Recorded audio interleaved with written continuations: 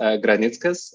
I am with Open Contracting Partnership, a global nonprofit working to transform public procurement and public spending using data, technology, and openness principles. And today we are hosting all of you together with the European Bank for Reconstruction and Development. And you'll hear a bit more about both Open Contracting Partnership and EBRD today. We have been very, very excited today to see such high numbers of registrations. So we had more than 150 people actually interested in the topic that we propose to address today, which makes us very happy. And speaking about the topic, so today we will be speaking about procurement reforms and public spending from a very interesting and specific angle, because as you might know, of course, spending transformations, they have so many elements to them, including legislation, policy change, technology,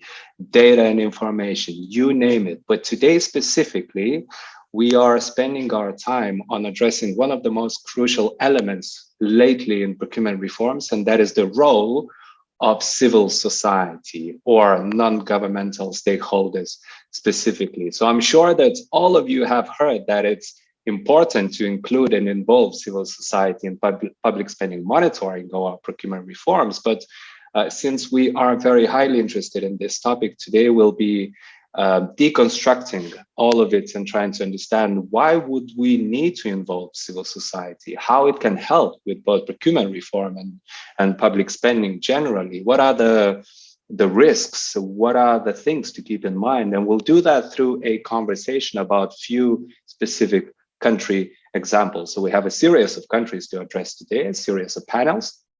We'll talk about the engagement of civil society through country examples. But before we begin, and I'm keen to jump on this conversation already, let me just go through a quick logistical matter. So first of all, as you might have heard already, the session is being recorded.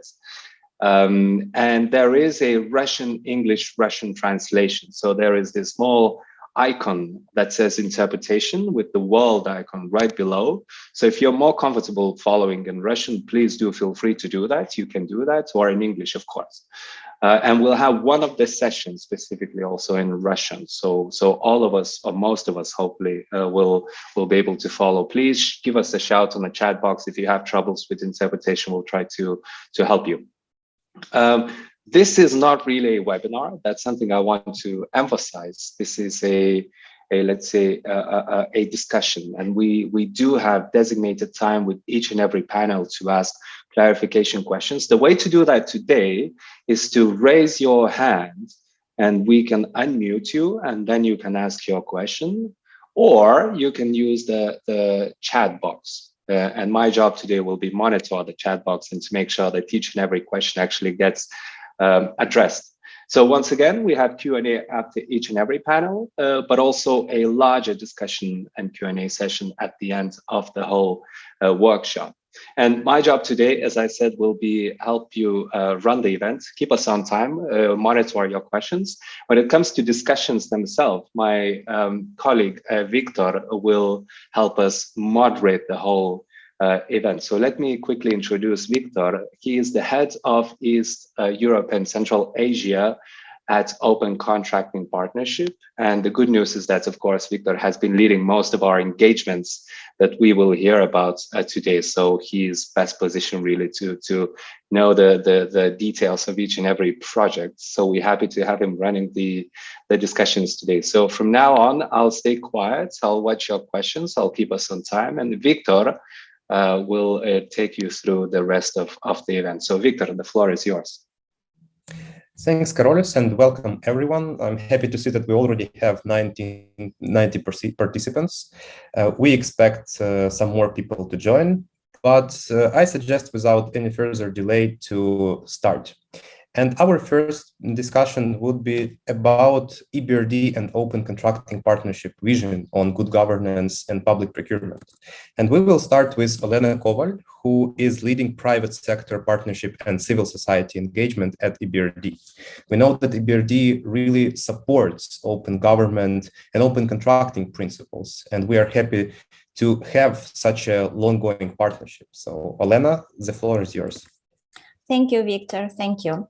Dear ladies and gentlemen, dear EBRD, OCP, and civil society colleagues, on behalf of the EBRD, I'm very pleased to welcome you, such a unique, wide, and diverse audience at this joint event, indicating civil societies, policymakers, and MDB representatives in the role of civil society in the efficient public procurement ecosystem.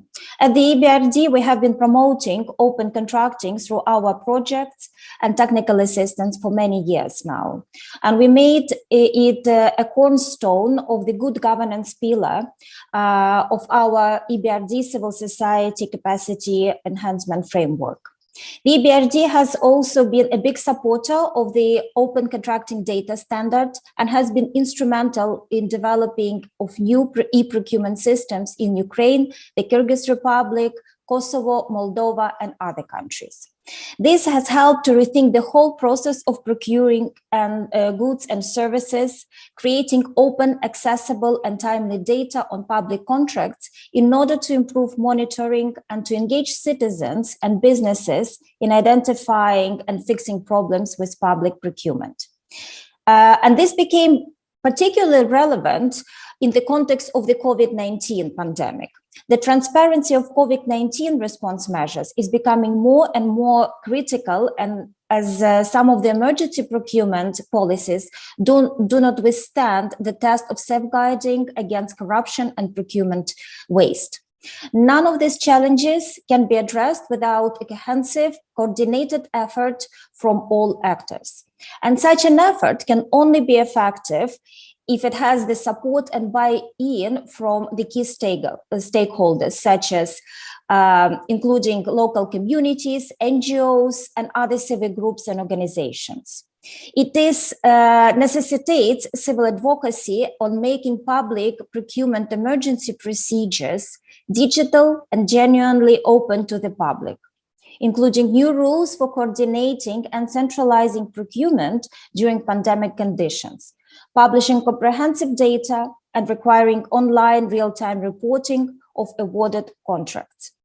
Moreover, a robust civil society monitoring system built in response to COVID-19 will serve as a long-term platform for monitoring public procurement in general. But in the EBRD region and beyond, civil society organizations are frequently lacking capacity, technical and data literacy, as well as digital tools to effectively engage in such monitoring effort. To respond to these challenges, EBRD and Open Contracting Partner launched a joint project that builds capacity of civil society organizations to monitor emergency spending and public procurement processes most prone to waste and corruption. The project targets procurement monitoring in Kosovo and the Kyrgyz Republic. It is based on our partnership agreement that we signed between two institutions back in 2020. Our partnership is led by the EBRD Civil Society Engagement Team and in close collaboration with the Legal Transition Program, supporting governments in the implementation of the Open Contracting Data Standard. The project promising results will be showcased today throughout this event. After all, the EBRD's motto is that we invest in changing lives. And with projects like that, we aim to make a real contribution towards the goal in the EBRD region. Throughout the event, different stakeholder groups from across Europe and Central Asia will stocktake and share experiences and lessons learned from EBRD engagement, as I mentioned, in Kosovo, the Kyrgyz Republic, Moldova, Romania, and Ukraine. My colleague Cristina Buzasu, Principal Manager for Civil Society Engagement, will also speak in more details about the public oversight of the role of civil societies from the EBRD perspective. And now I just want to say all the best and thank you so much for your attention. Looking forward to hear. Thanks, Elena. And it's really a pleasure to work with the European Bank for Reconstruction and Development. You mentioned that EBRD invested in the development and transformation of procurement systems in multiple countries, in particular in those countries we will hear from today. And we are happy to have Eliza Niewiadomska today with us, who were leading and supporting most of these countries with real transformation and with open government and open contracting principles at heart. So Eliza, can you please give an inspirational message for all of us, what to expect and how we will work with public procurement in the region in future? Thanks. Viktor, good morning, everyone, and thank you so much for inviting the Legal Transition Program to join this event, because for most of you, we are boring policy lawyers that have nothing to do with civil society and essentially don't belong. But in terms of trying to answer the question why we do belong and why we try to contribute to the work that is led by Olena and Civil Society Engagement Unit, I have to share with you a personal failure that has been at the very beginning of this road. You see, I am coming from Poland. In Poland, civil society has always been strong. And my education as a policy advisor and procurement specialist came from the country where, after emerging from '89, we have been very heavily promoting transparency, open access to public procurement contracts. And I thought, honestly, when I joined the bank, that this is standard. So we have transparency rules for every public contract, for every public bid. When we build electronic systems, these systems by default publish open data, and everyone in the society may access public information about budgets and contracts and procurement at will. And then I realized that this is not a standard.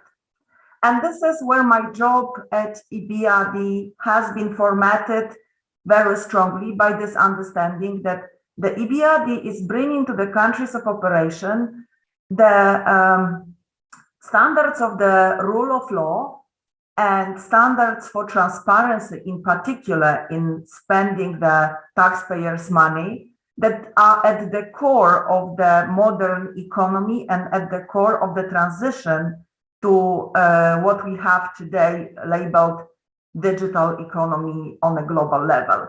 So the work that we do in the Legal Transition Program today, it is to make sure that policies and legislation is recognizing transparency of public procurement as a core value, that is providing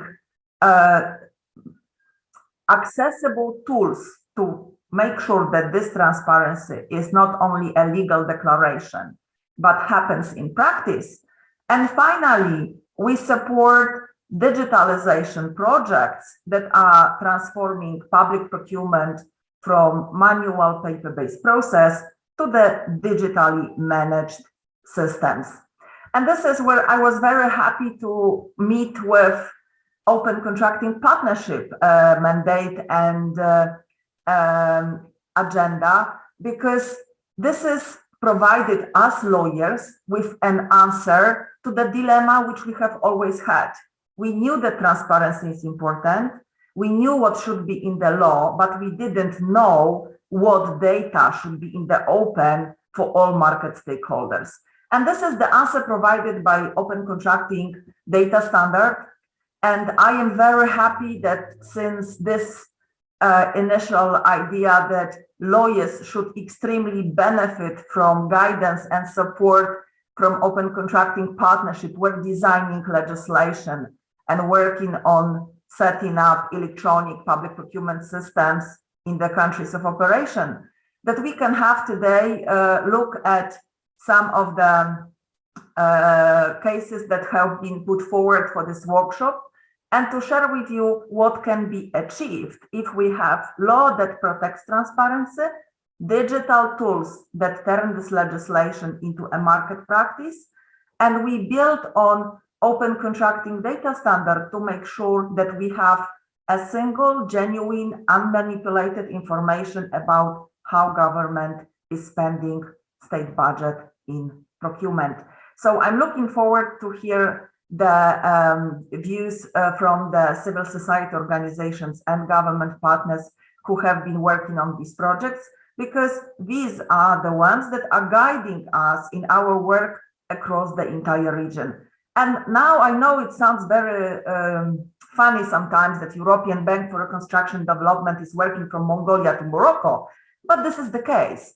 So the example you give resonates very widely, and we are extremely grateful for all the civil society engagement that helps us to promote the policy message that is bringing open government to public procurement. Thank you. Thanks, Eliza. And we heard a lot about open contracting today, but let's now give the floor to Gavin Hayman, who is an executive director of OCP. Wonderful. Well, good morning, everyone, and thank you very much, Olena and Eliza. I'm Gavin Hayman, as Victor said, and I'm really honored to lead the Open Contracting Partnership. I think many of you will know us, but for those of you who don't, we're a global non-profit organization working across government, business, and civil society, really on that mission to open up and transform public procurement.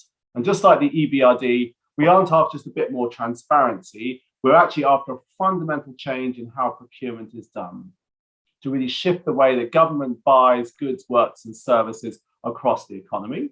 We really want to change it from that slow, paper-based and bureaucratic approach, which tends to favor insiders and those with political power and close political links, to a smart, user-friendly public service that actually serves citizens and that promotes competition, promotes innovation, and promotes inclusion. And as lots of you will know, procurement's incredibly important. It's $1 in every $3 spent by your government. So actually having the government buy things better has a huge multiplier effect on the whole of the economy. Now, in the old days, procurement reform was often a box to be ticked, often a much wider like public financial management project. There might be some software that was bought and changed for e-procurement. A few policies might be tinkered with, but not much would really change. The market and the vested interests often carry on. So if we really want to power up procurement to deliver better services, we need to change the whole power approach of the way that procurement is designed and delivered. And that's really what this event with the EBRD is about today, right? The EBRD has been at the forefront of this rethink, supporting two critical components to kind of change how public procurement reforms work. Firstly, very importantly, taking an open multi-stakeholder approach to rethink the public procurement planning, design, and delivering of the changes, working with civil society and with business rather than making changes for them. And that's critically important. You know, we have to change the power dynamics if we're going to power up procurement. And secondly, the secret sauce that underpins that and further drives change is unlocking the data and digitization of procurement, moving from paper documents to data and using that data to create agency, again, so we can actually track the whole shape of the public markets, make that information available to people in the formats they need in a user-friendly way. And then using that data, listening to civil society is the flywheel that drives further improvements and further changes. And we're going to be hearing from the front line of that approach today. We're going to be hearing from both the people driving and supporting reforms at the EBRD. We're going to be hearing from Kosovo, the Kyrgyz Republic, Moldova, Romania, and Ukraine on their journey. We're going to be talking about what's working and also what's challenging. And we're going to hear especially about the impact it's had during the pandemic response and emergency procurement.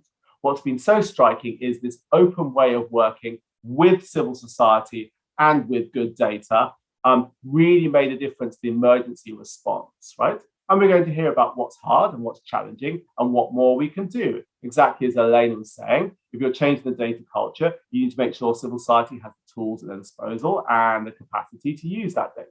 So thank you again for having me. Super excited to dive into these sessions and questions. And just a special thanks to the EBRD for having us and for its leadership and support on these critical issues. Thank you.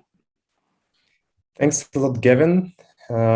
So we will now deep dive into country discussions. But before that, I want to remind you that we do have an English-Russian interpretation, so you can use a globe icon in the bottom of your screen. Коллеги, если вы хотите переключиться с английского на русский, внизу есть иконка глобуса, можете свободно это сделать. And second, I want to remind that we will have a Q&A session in the end of our event. So we will bring all the questions that are now raised in the chat to the panel in the end.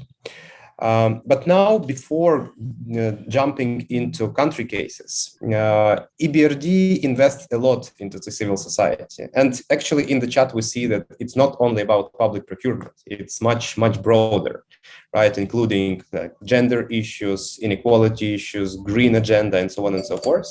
And we work very closely with the civil society unit.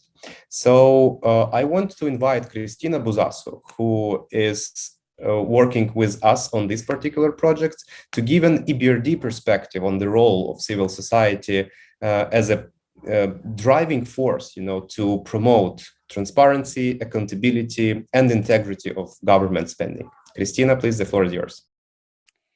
Thank you very much, Victor, and good morning, everyone. Many thanks for attending our event in such large numbers.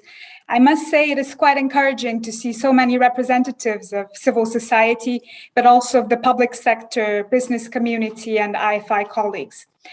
Indeed, to us at the EBRD, civil society is an indispensable component of an efficient public procurement ecosystem. CSOs have a key oversight and monitoring role, promoting good governance, transparency, and integrity standards, including in public procurement and in the efficient spending of taxpayers' money for public goods and services, just like Eliza rightly said. In this regard, we believe that civic engagement and open contracting drive better procurement reforms, keeping governments accountable and contracts efficient by constant monitoring activities, building communities, and monitoring ecosystems. Furthermore, making the contracting process more open and transparent has proven to have an impact on improving competitiveness, as well as curbing corruption and strengthening trust in the process. As such, accurate and open public procurement data builds trust in government and business and empowers citizens, providing a feedback loop on public procurement performance and generating opportunities for new and data-driven digital services. And where better to start than in our own backyard? For the EBRD, CSOs play a crucial part in the monitoring, as well as in the development and implementation of our projects, policies, and strategies, as both integral audiences and partners in our countries of operations. Civil society also promotes valuable policy dialogue and fosters good governance by providing the checks and balances to hold public institutions accountable. CSOs are actually uniquely placed in between the public and the private sector to play an oversight role and provide a counterweight to vested interest, discretionary power, and poor governance. Also, CSOs have an important role in raising awareness among the general public and increasing public pressure for action, including by mobilizing citizens in participatory monitoring. We are therefore convinced that our open communication with civil society enhances the effectiveness and impact of our operations wherever we work. And that is why we have set out to enhance the oversight role of civil society as a public accountability mechanism and to support community monitoring of projects with innovative methods and tools. And as Olena mentioned, this is also one of the main pillars of our EBRD Civil Society Capacity Enhancement Framework. This is an innovative grant-based program which enables the bank to engage proactively and provides capacity building support to a wide range of CSOs in our countries of operations, specifically in four main areas. The first one, of course, good governance and transparency, but also sustainable energy and resources, gender and economic inclusion, and more recently, digitalization. We are aware that CSOs often operate under tight constraints with limited resources and capacity, and that they're not always able to engage with EBRD, with our private sector clients or governments in an effective and sustainable manner. And our capacity building initiative aims to bridge precisely that gap. The framework uses the EBRD's technical cooperation funds to enhance CSO's technical knowledge, outreach, project management skills, governance, and organizational capacity. We also provide training, mentoring, and small grants to support grassroots and community-based organizations, business associations, NGOs, think tanks, social enterprises, and other civil society stakeholders. And as a result, since 2013, around 30 completed and active projects have improved the skills of almost 15,000 direct CSO beneficiaries through tailored training and mentoring in over 20 countries. Moreover, thousands of local community and civil society representatives have benefited indirectly from EBRD technical cooperation projects. And as part of the good governance and transparency pillar of the framework, we have focused on enhancing the capacity of CSOs for oversight and integrity standard setting, as well as transparency, anti-corruption, improving the business climate, and monitoring public procurement. And our project on procurement monitoring in Kosovo and the Kyrgyz Republic that we are jointly undertaking with Open Contracting Partnership is also part of this framework. And as Olena Koval rightly mentioned earlier, it is also based on a memorandum of understanding signed in February 2020 between the EBRD and OCP to work together in order to embed local civil society participation into public procurement reforms and use open data to monitor and improve public procurement. And this is especially relevant in the context of the pandemic. COVID-19 has already had a major impact on the economy and people around the world, and it is still unfolding. Citizens and businesses are facing unique challenges from the pandemic itself, but also as a result of the policies and measures adopted by governments, which mobilize to purchase supplies and services needed to fight COVID-19. As we know, public procurement is already government's #1 corruption risk, and the medical sector itself is particularly risky given its complex procurement and sourcing requirements.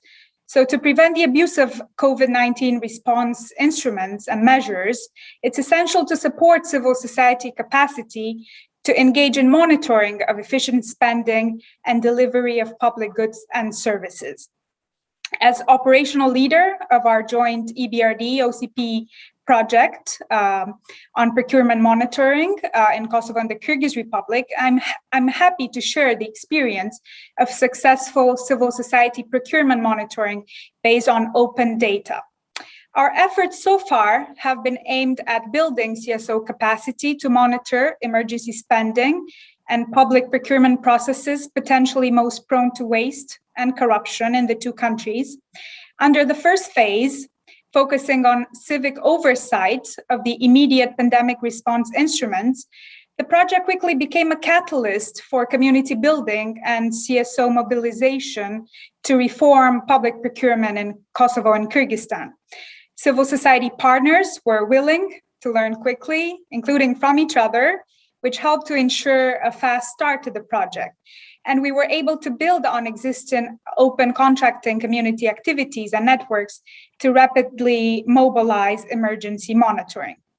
The project then built on advocacy for public procurement reforms in order to foster economic recovery and domestic market development by creating an e-procurement infrastructure that includes the open contracting data standard, as well as the introduction of local business intelligence tools to make public contracting more efficient, fair, responsive, and accountable. And then under the second phase of the project, focusing on stakeholder engagement in the efficient and effective spending of economic stimulus packages, we encourage collaborations and partnerships of non-governmental actors with central and local authorities, creating innovations that contribute to support data-driven analysis, financial and civic control over public spending, empower authorities to deliver better value for money and boost their efficiency, create fairer competition, drive effective goods and service delivery for citizens, as well as prevent fraud and corruption. And OCP, moreover, launched the so-called Open Contracting Innovation Challenges to identify more projects that might improve the monitoring infrastructure, and which I'm sure you will hear more about in the next sessions. And in the midterm, the project will promote an open government approach, more specifically accountability, transparency, and stakeholder engagement to design and implement rapid response projects and systemic reforms. This approach, we hope, will contribute to making public procurement reforms driven by genuine civic needs, embedding stakeholder engagement and feedback into strategic procurement reforms in the long term, and empower people across EBRD's countries of operations. I myself am genuinely optimistic about the results achieved up until now, which will be presented in more detail by OCP and other CSO colleagues in Kosovo and the Kyrgyz Republic. And I truly believe that there's a lot of potential for these results to be replicated in other EBRD regions and countries of operations. I don't want to take any more of your time and very much look forward to listening to the CSO representatives and other stakeholders from Kosovo and the Kyrgyz Republic, but also Romania, Moldova, and Ukraine. And I'm sure their experiences on the ground and lessons learned will prove extremely valuable for everyone in the audience. I will remain present throughout the entire event, and I'm happy to provide any further information or answer any questions you might have regarding the bank's activities or the capacity building framework. So thank you very much for your attention and all my best wishes. Thanks a lot, Cristina. So now we all have very positive energy to continue and actually discuss civil society efforts. But before civil society, we at Open Contracting Partnership really believe into sustainable reforms when they are implemented jointly, when we really have a proper collaboration between governments, civil society, and businesses. And in most of our projects, we try to build this collaborative approach or collaborative governance approach, where civil society obviously identifies some loopholes, but is capable to constructively deliver the message and help governments to understand how to amend their policy, how to improve their e-procurement systems, and so on, to drive impactful and sustainable reforms.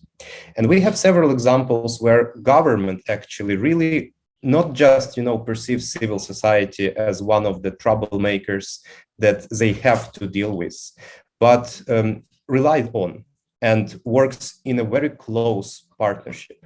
So today I want to give a floor to Vasyl Zadvornyy, who is a Chief Executive Officer of state-owned enterprise Prozoro, one of the reforms that really shows how this collaborative approach could lead to a real transformation. Vasyl, please.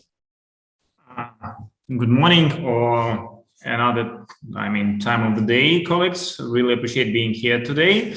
Well, I probably won't spend a lot of your time, but I really appreciate to share my thoughts about engagement and collaboration with the civil society. Just to understand in the audience, if you please can write in the comment plus sign or minus sign if you have heard something about the Prozoro, so I understand should I go deeps into the details of the of Ukraine. A lot of plus signs. Oh God. I'm afraid there's wouldn't be so much information new about Prozoro. So I see a lot of participants have heard something. Okay, so I will share my presentation. So I prepare some kind of small presentation as for today. But the idea is not to just give me a sec. Not to discuss my slides, but to give you my understanding of importance of the civil society. So okay, yeah, I guess so. I guess you can see my screen. Yes. Yeah. So I will start with the figures, because I mean, when we are talking about the public procurement, it's all about the money, and we need to understand that the public procurement in Ukraine was also about the money. And well, probably one of the main figure we are constantly focusing on is the amount of savings of taxpayers' money. So trying to use this money as much effectively and efficient as we can. As for ProZorro, we are basically proud of our capabilities to save around $1 billion of United States dollars per year on the out of the like 28 approximately which are being spent through the public procurement. It's quite a huge amount of money with regards to Ukrainian budget, and basically we are focusing on managing these funds efficiently. But the main reason why I am talking about these figures as for now, and like about the number of tenders and the number of procuring entities and the bidders, so it's all about like the tens and hundreds of thousands in Ukraine, is because it wouldn't be, I would say, almost impossible without engagement of three different groups of stakeholders, which were already mentioned by Viktor Nestulia. So you can imagine that like starting from the very beginning in 2014, when the idea of the reforming of public procurement have risen in Ukraine, there weren't so much like funds and specialists who can build and implement the reform in a very short time. And basically the common way to implement different changes on the policy level in Ukraine was like to, you know, go through the common policy making cycle with like low adoption and a lot of consultations and like hiring the experts and so on and so forth. In case of ProZorro, instead, Ukraine has built a broad coalition of stakeholders, which involve not only the government, but also the representatives of businesses and the representative of civil society, which helped us to start it and implement a reform in less than 2 years.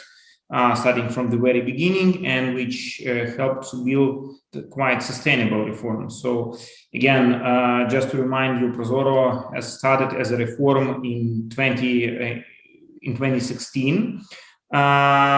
Till that time, a lot of like governments has been changed and a new political cycle started in Ukraine, but still reform is on its way, and it still keeps its sustainable pace.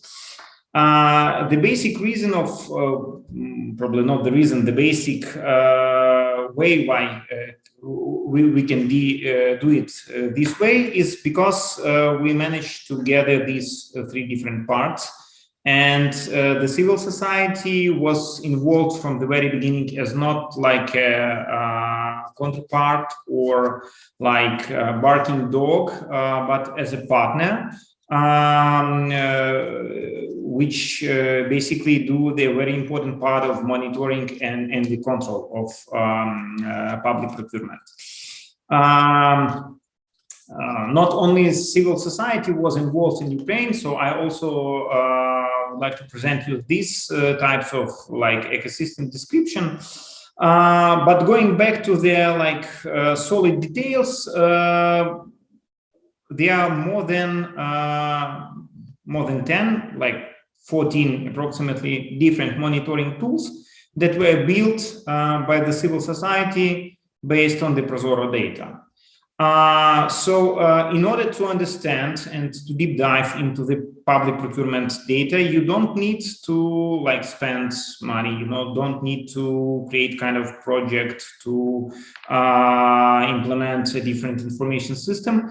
There are a lot of different tools that were built by the either civil society activists or NGOs, which helps you to deep dive. For example, there are a comprehensive system of risk indicators which were built by the Transparency International Ukraine, which helps watchdogs to identify suspicious procurement. On another hand, the guys from the U-Control, they built just a separate business model based on the open data. So getting the data from the procurement and taking into account that the hundreds of thousands of legal entities took part in public procurement, they provide the deep business intelligence about the different areas of market. So you can just analyze your business partner based on its results in a public procurement. It's not only applicable to the public procurement, but it's also improve the transparency of the businesses. Medical NGOs build the same system in order to monitor the procurement within the COVID pandemic. My favorite probably example is an example of student from one of region of Ukraine who just built their business intelligence tools based on the Prozoro, and within the several years, this tool has risen to the solid data tool, which is now working as a separate business. So when we're talking about involvement of the civil society activists in the monitoring, it's not only about communicating, but it's also about usage of the open data and creating different tools. With these regards, you can imagine that it's not only helps us to basically save the resources and the money, so no one else needs to build such tools, but it also helps us to keep the level of trust between the government and the society. So in case when you do have the 14 different monitoring tools, it's pretty difficult to hide some kind of data, to change some kind of data in behind, or to misinterpret them, because they are the pure competitiveness between the civil society organization as well. Another area of collaboration with the civil society is definitely communication. So this example reflects the situation of a COVID pandemic when the situation started, when the pandemic started in March 2020. On the governmental side, we managed to quickly implement the short reporting procedure for the COVID procurement. But again, you can imagine that there were the thousands of such kind of COVID procurement being announced on a daily basis, and it was almost impossible to create kind of governmental entity which would be responsible for monitoring this COVID procurement. On another hand, with the help of the Transparency International, we managed to start communication campaign, which helped to communicate on a monthly basis about how the specific medical equipment were procured within the Ukraine based on the solid data, which again helped us to build the trust to the public procurement and to lower the anxiety in the society about the COVID pandemic, basically. This data was also used by the governmental entities in order to define the next policymaking steps. And last but not the least, the monitoring at all, is an impact of the of an NGO on their specific acts in a public procurement. So, with reason of awareness and with reason with rising of the trust between the government and civil society, you not only can provide the information, you not only can provide the data, but you can also impact on how the governmental entity will act. On one hand, it is an example. It's an example of like successfully pressure from the society to the government. On another hand, it definitely can be treated as the lack of control in Ukraine. So I'm talking particularly about the situation when the governmental entity sometimes announce kind of I would say weird procurement. For example, again, at the beginning of the COVID pandemic, Kiev city administration announced a procurement which cost like $1.5 million of United States dollars. So they'd like to procure the video cameras, street video cameras, which also should measure the temperature of the pedestrians. And they would like to procure these cameras without any competitiveness, with the usage of like the COVID situation, arguing that this specific stuff should be used in order to lower the risks of the COVID pandemic.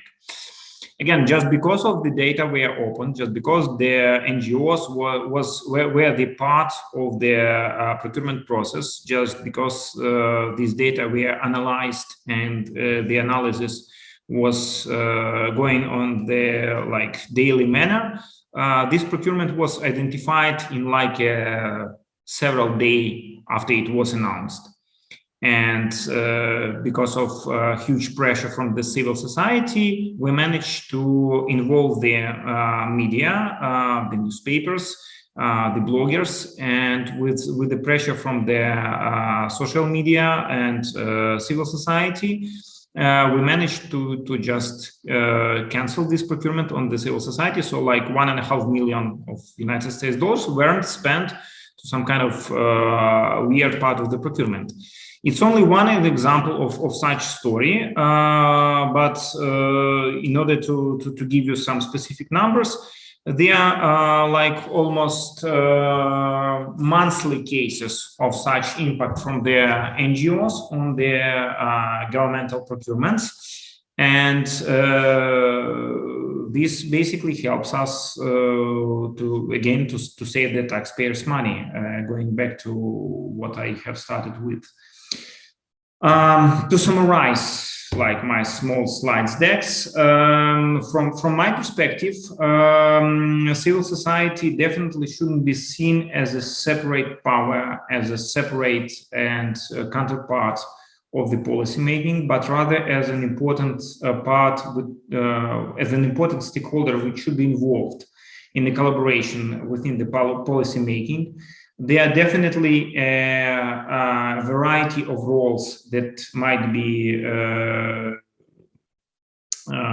done by the civil society, either ongoing independent monitoring or developing additional technical tools, or like the civil society campaigns and pressure. All of these roles are really important in order to create a successful public policy, and probably Prozoro is a good example of such collaboration. So yeah, that's it from my side. Thanks a lot, Vasyl. And it's really, inspiring to see that government released all the contracting data and civil society, without waiting for additional interventions, just developed more than 14 tools that now can help civil society to keep governments to account and make procurement open, fair, and efficient. And just as a quick demo on how it could work for others, we as OCP, together with European Bank for Reconstruction and Development, actually with a leading role in the region from the EBRD, are supporting partners to disclose contracting data. What happens when you do have this data? We can do a great monitoring infrastructure. So here is one of the tools that we developed together with our partners from Alliance for Transparent Budget. I will switch it to English and American dollar. Imagine you want to monitor what was the situation with the expenses for presidential support.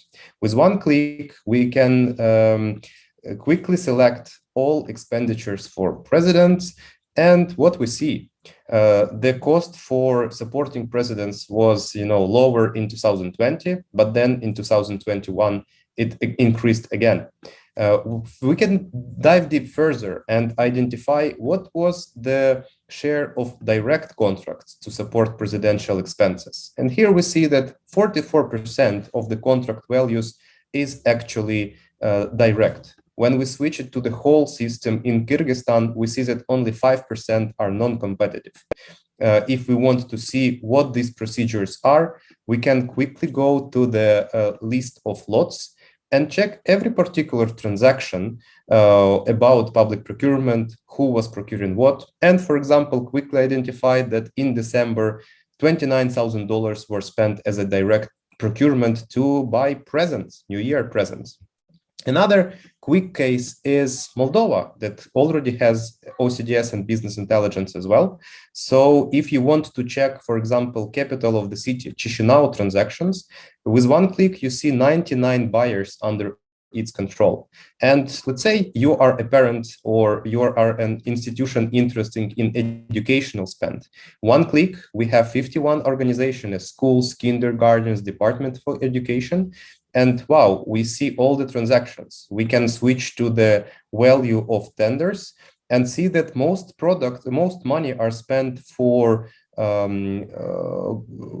food delivery and catering services to make sure that children receive proper meals. But what happens further? With one click, we can see that actually the market of food delivery is about 32% of municipal spend. And surprise, 3 suppliers control more than 80% of food supply. We can select these companies and can check all the lots or all the buyers they work with by only one click, understanding who procured most from which particular buyer.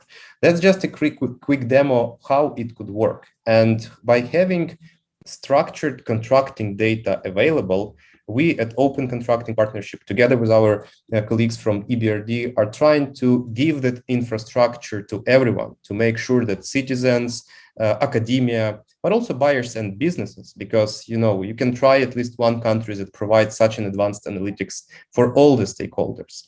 That's the theory on how contracting data can transform the market. And here we will stop talking about governments. We will start talking about banks and OCP, and we will start talking about civil society, about its real crucial role. So, Karolis, the floor is yours to open the discussion on Kosovo progress. Thank you so much, Viktor. Kosovo. I'm particularly excited to speak about Kosovo. It's a small country in the Balkans, but the wealth of knowledge that we got from Kosovo was extraordinary. And today we have a discussion between 2 civil society organizations and the lead of e-procurement reform in Kosovo. And just to keep the long story short,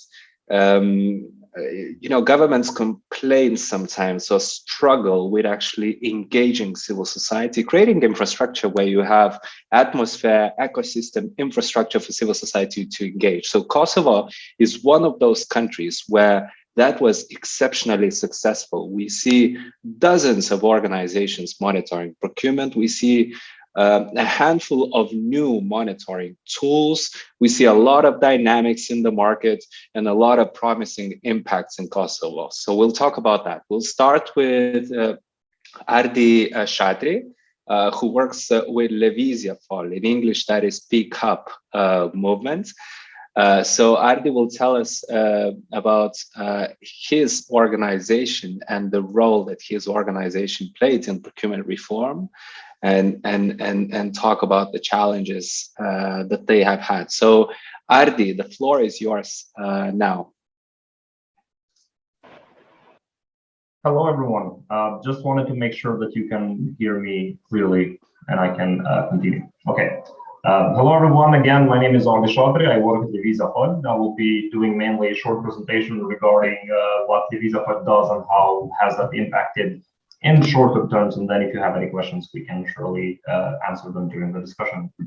For more than a decade, Fund has worked to bring citizens closer to decision-making processes in order to strengthen transparency and accountability. In doing so, we have addressed issues of corruption, abuse by the government, etc. In our experience, the key to significant democratic transformation and reform and the fight against corruption is the inclusive participation of citizens in the policy-making and implementation processes. Through monitoring and active participation in institutional policy-making, social activism, institutional advocacy, research reporting, we have constantly sought to combat issues of corruption and other abuses in public institutions. In the field of procurement, we have been engaged ever since procurement was done through physical folders full of documentation before e-procurement even existed. One of the major contributions that FOD has done in the field of procurement has been the establishment of the Open Procurement Transparency Portal, OPTP. The OPTP is a portal that everyone can access, where all the contracts and information regarding the spending of public institutions are there, and you can clearly see those spendings, for example, based on municipalities. You can check which ministries have spent what in which field. So everything is provided as an information regarding the public institutions as well as the businesses that are involved in these procurement procedures.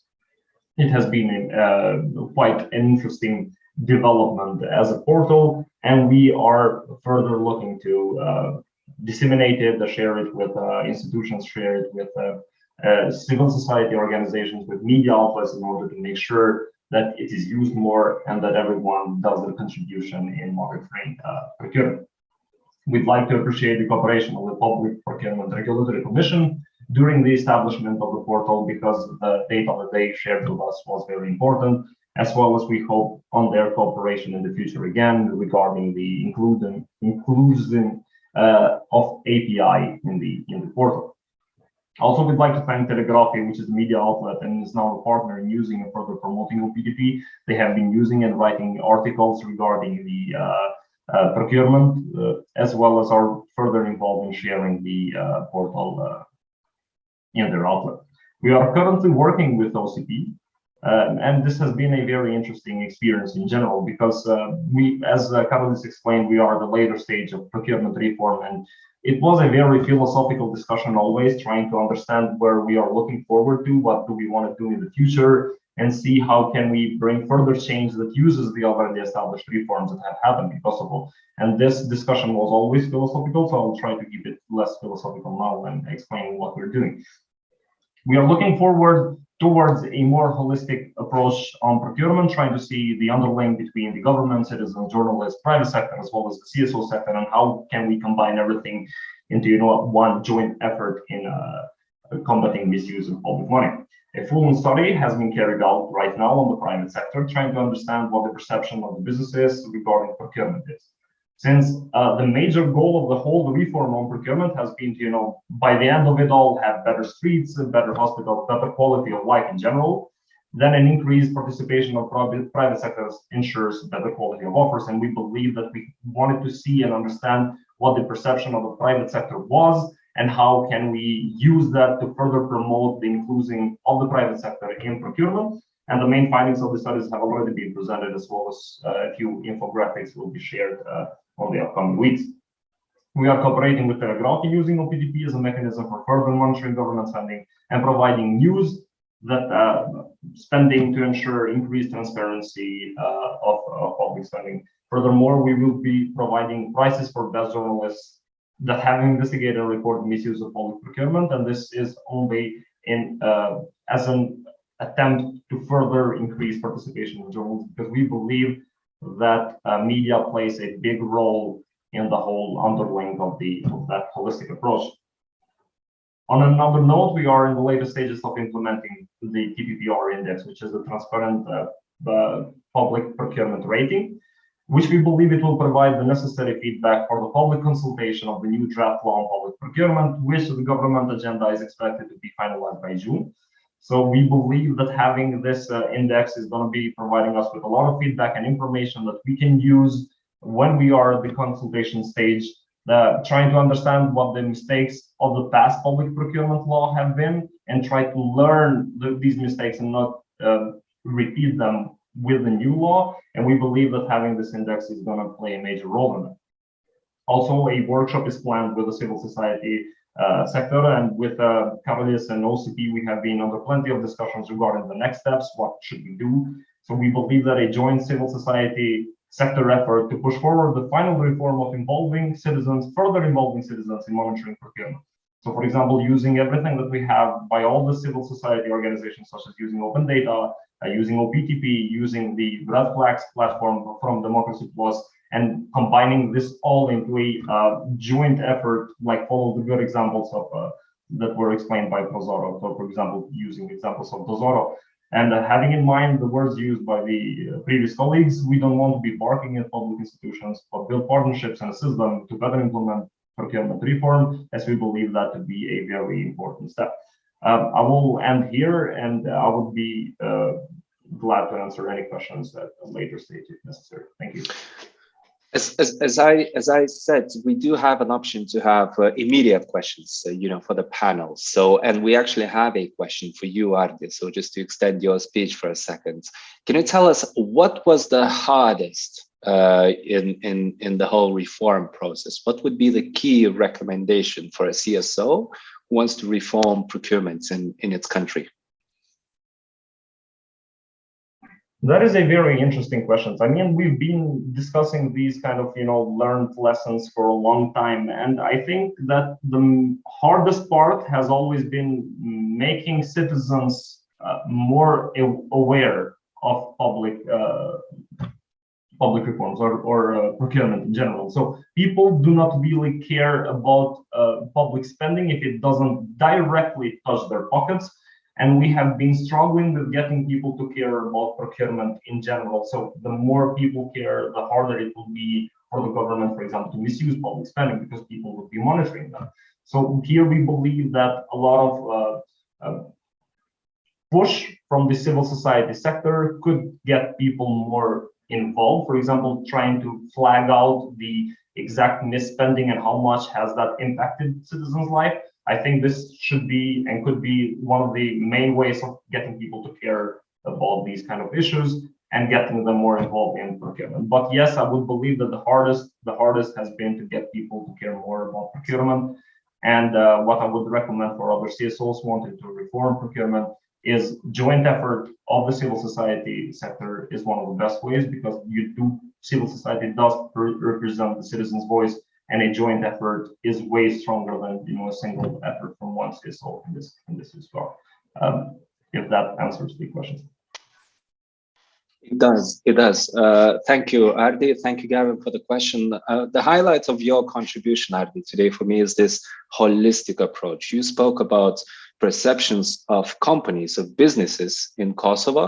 You spoke about people, about civil society organizations, and cooperation with government, who I have been a direct witness of that has been very constructive in Kosovo.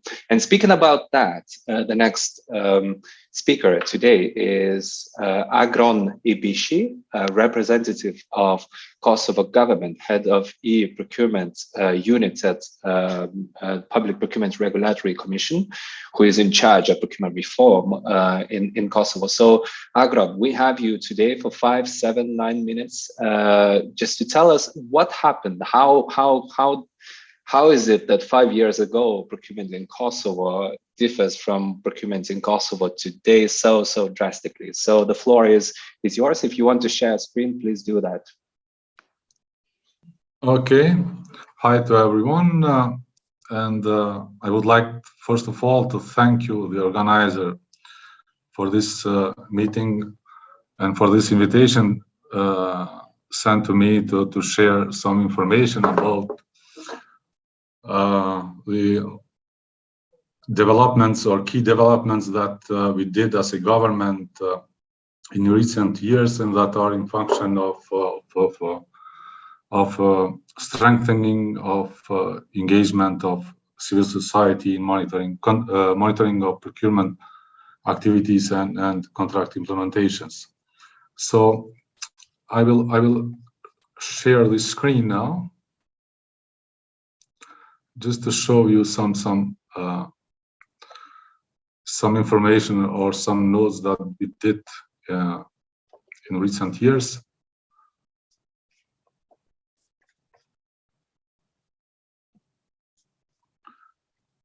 Okay.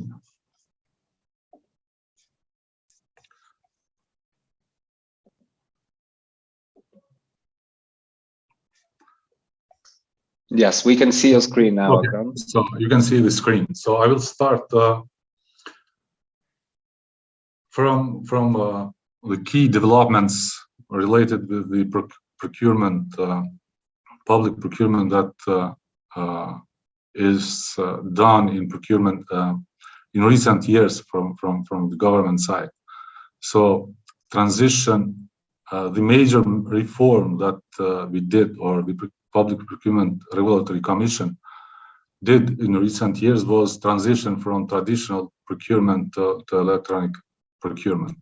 It was a major reform in public procurement, and as well it was a big challenge, and it was not an easy transition.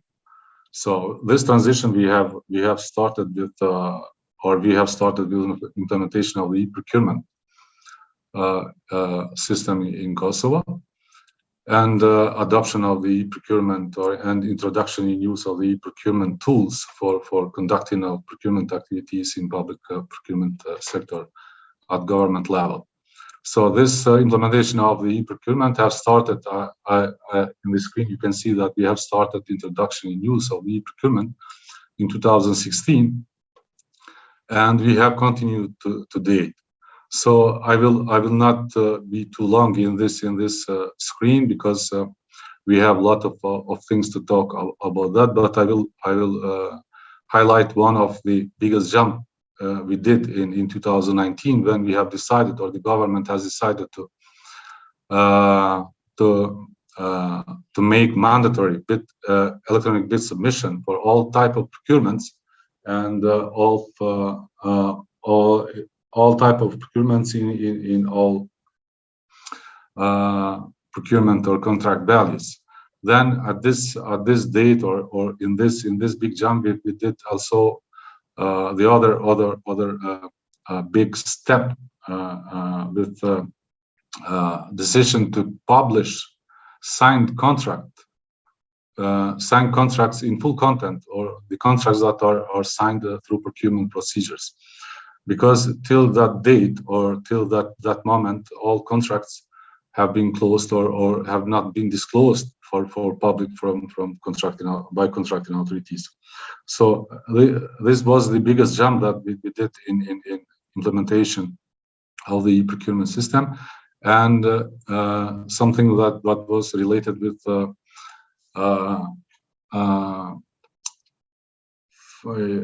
strengthening of inclusion of civil society and citizens and public in the monitoring of procurement activities and contracts.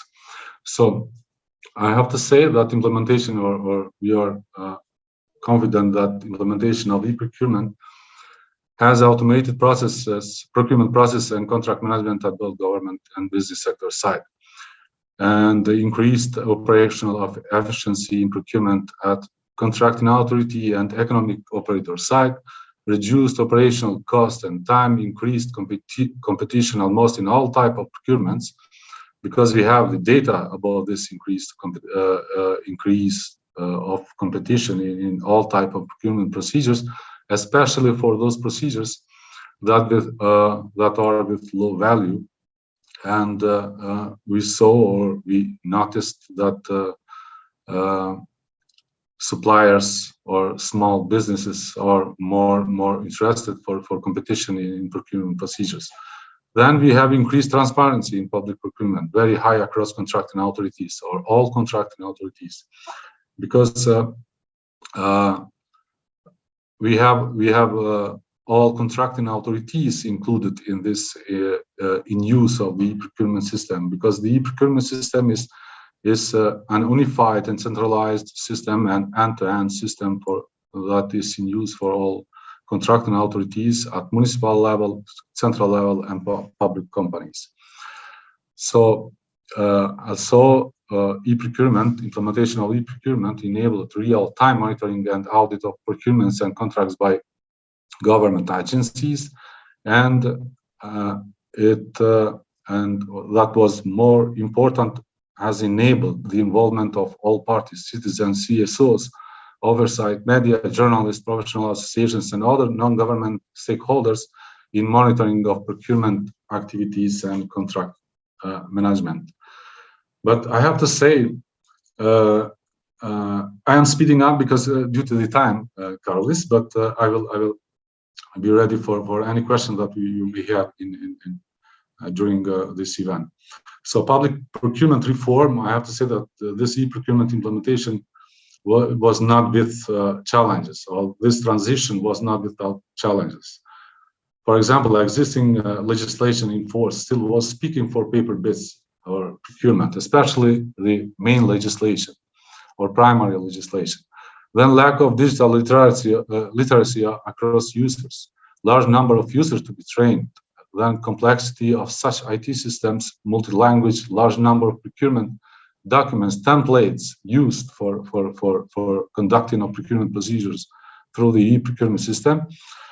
Then, despite publication of all procurement documents, public pressure for more transparency and continuity was evident.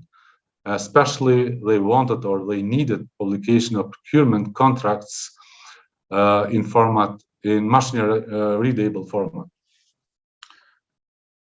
Then we have somehow the response in this requirement, or especially to address these challenges, we found in from USAID on USAID project and then OCP, Open Contracting Partnership. So implementation and introduction and use of the e-procurement system is supported by USAID project, which is called Team Project, Transparency, Effectiveness, and Accountability in Municipalities. And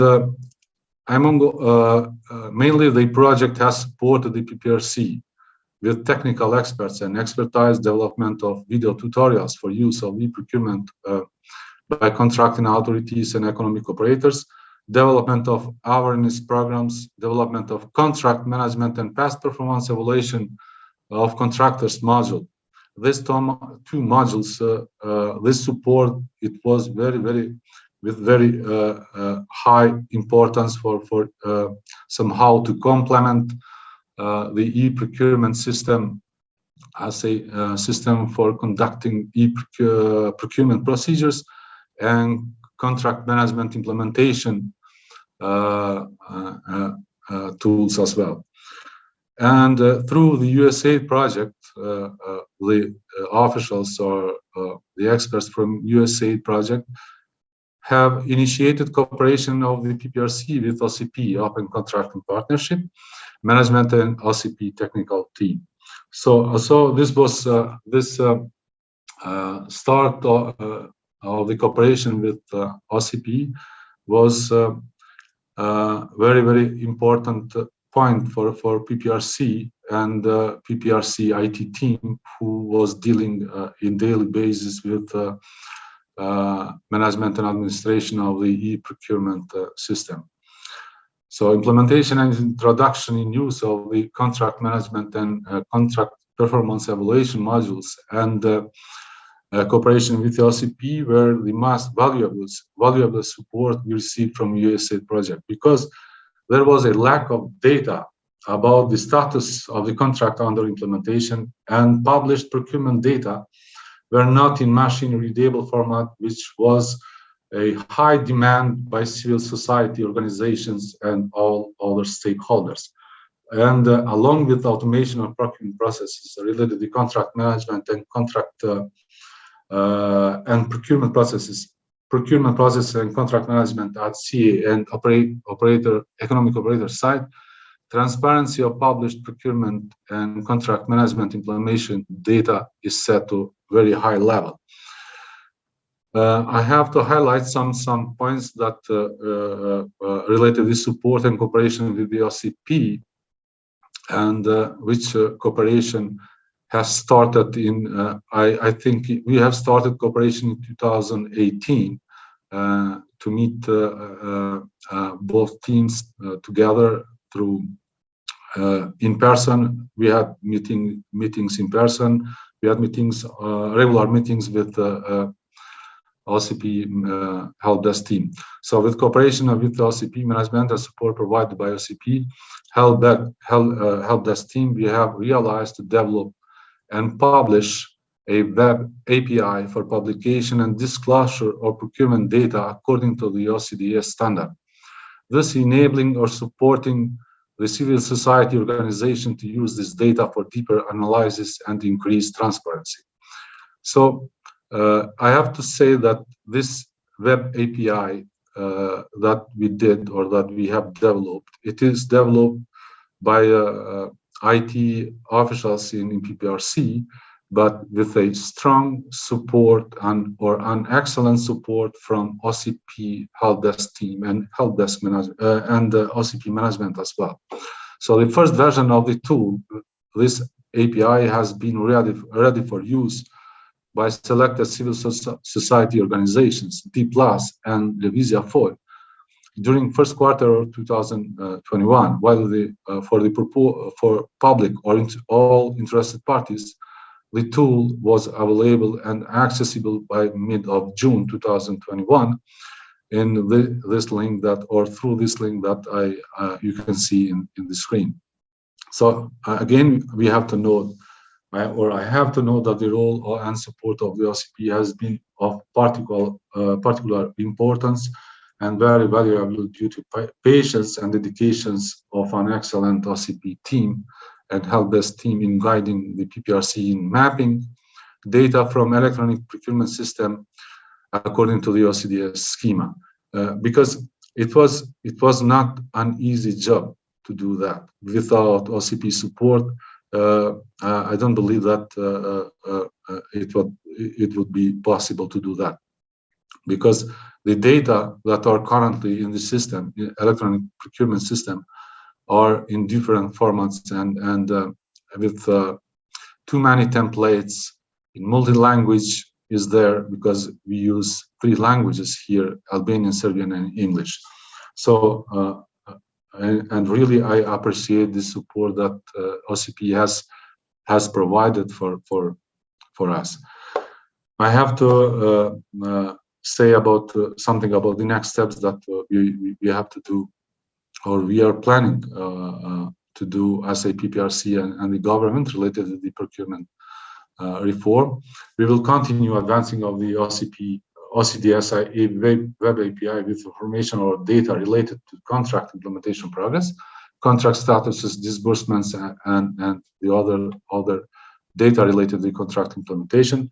Then we will work on interoperability of the procurement system with the financial management information system, or exactly with Treasury, to exchange the data related with the paid invoices related with paid invoices in contracts that are with procurement related.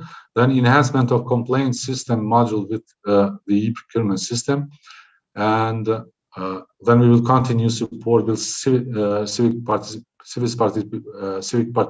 participation, collaboration, and providing support to all interested parties to use the open data from e-procurement for various purposes. Because at this time, what we noticed from this inclusion of civil society organizations in use or monitoring of procurement data, it was that there is a lack of expertise in contract and procurement monitoring from civil society stakeholders and experts that they have. So we will be ready, or as a PPRC, we will be ready all the time to cooperate with the civil society organizations and to train them how to use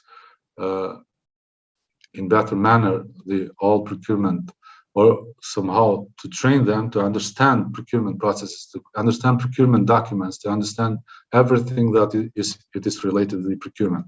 So a new public procurement strategy is one of the next steps, 2022-24, as part of, and this strategy will be as part of the PFM strategy, when CSA role in procurement monitoring will have specific focus, and then adoption and implementation of the new PPL, which is planned to be adopted by mid of this year, will be one of the next steps.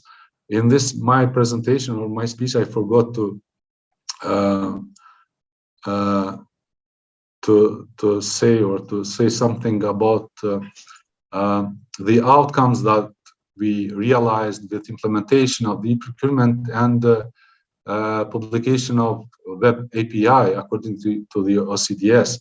So with this tool, or with this open data, or procurement and contract management implementation data, somehow we have increased participation or increased resources for monitoring of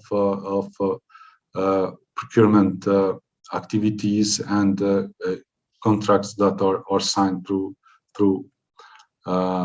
e-procurement system. So I have to say that both this transparency in procurement data through e-procurement and OCDS web API has boosted citizens, CSO, oversight media and journalists, professional associations and non-government stakeholders' participation in procurement and contract management, enabled massive monitoring of public procurement in all stages of the procurement processes and contract implementations. I am saying massive monitoring of public procurement because one example that here we in PPRC here we have the monitoring department, which is there are 10 people in this monitoring department and who are doing in real time monitoring of procurement activities, and mainly they do ex-ante monitoring, while with the publication or with this increase of transparency, somehow we expanded this number of peoples, or we have expanded this monitoring to thousands of peoples, because everything is included in this monitoring phases, monitoring of procurement activities in all phases. I'm not saying only on ex-ante monitoring, but now they are doing, or the people who are included in this monitoring,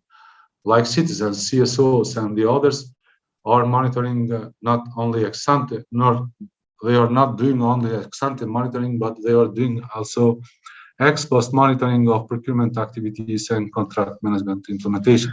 So, and Agron, yes. here would actually be a great spot to stop for a second, because that's exactly where we want to transition. Actually, how the role of civil society can actually help government institutions scale monitoring capacity from limited monitoring units or departments at institutions to, as you say, thousands of people. And I appreciate you mentioning capacity issues and things like that. But the takeaway from your contribution, which I really appreciated, was that, well, without that infrastructure of tools and data, it's very difficult to expect CSOs do a well-informed work. But at the same time, CSOs and collaboration with them can help you move what's possible to do politically. Because my understanding is that support from civil society organizations, including OCP as well,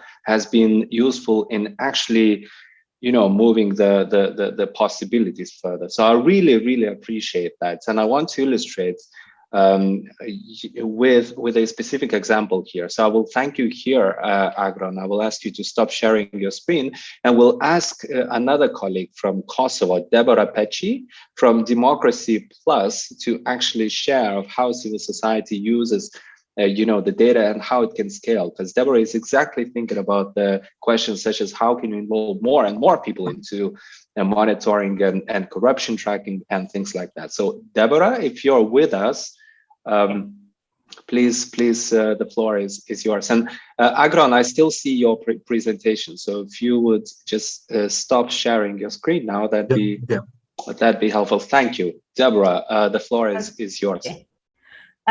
Thank you very much, Agron, for this very insightful presentation, and you've made my job a lot easier now to present our efforts and what Democracy Plus sees as good practices in Kosovo civil society. If at any time you guys cannot hear me, please let me know. I'm using headphones, so I'm not sure if my audio is that great. Just a very little background of who Democracy Plus is and what we do and how we approach the issue of public procurement in Kosovo. Democracy Plus is an NGO in Pristina in Kosovo, and we have been established in 2016. We work towards increasing or advocating for good governance, rule of law, and fair election processes. What we find interesting, or what we have found to be a great opportunity for citizen engagement and civil society engagement, is to use information technology as our partner in all of our efforts when we implement activities and projects, whatever the objective is. We have found that information technology and internet truly helps us push forward our efforts more effectively and more efficiently. And that's where Democracy Plus comes in public procurement. As I said, we have 3 very large programs within the organization, but what we have found, and which is, not really surprising, but we have found how public procurement procedures, how the delays in such procedures, or in cases when public procurement is inefficient, how it affects the lives of the people we work with and our stakeholders. D+ has been monitoring the procurement review body since its establishment. So since 2016, we have been monitoring the work of this body, and through these years, we have seen a steady but significant progress in the cooperation between institutions and civil society.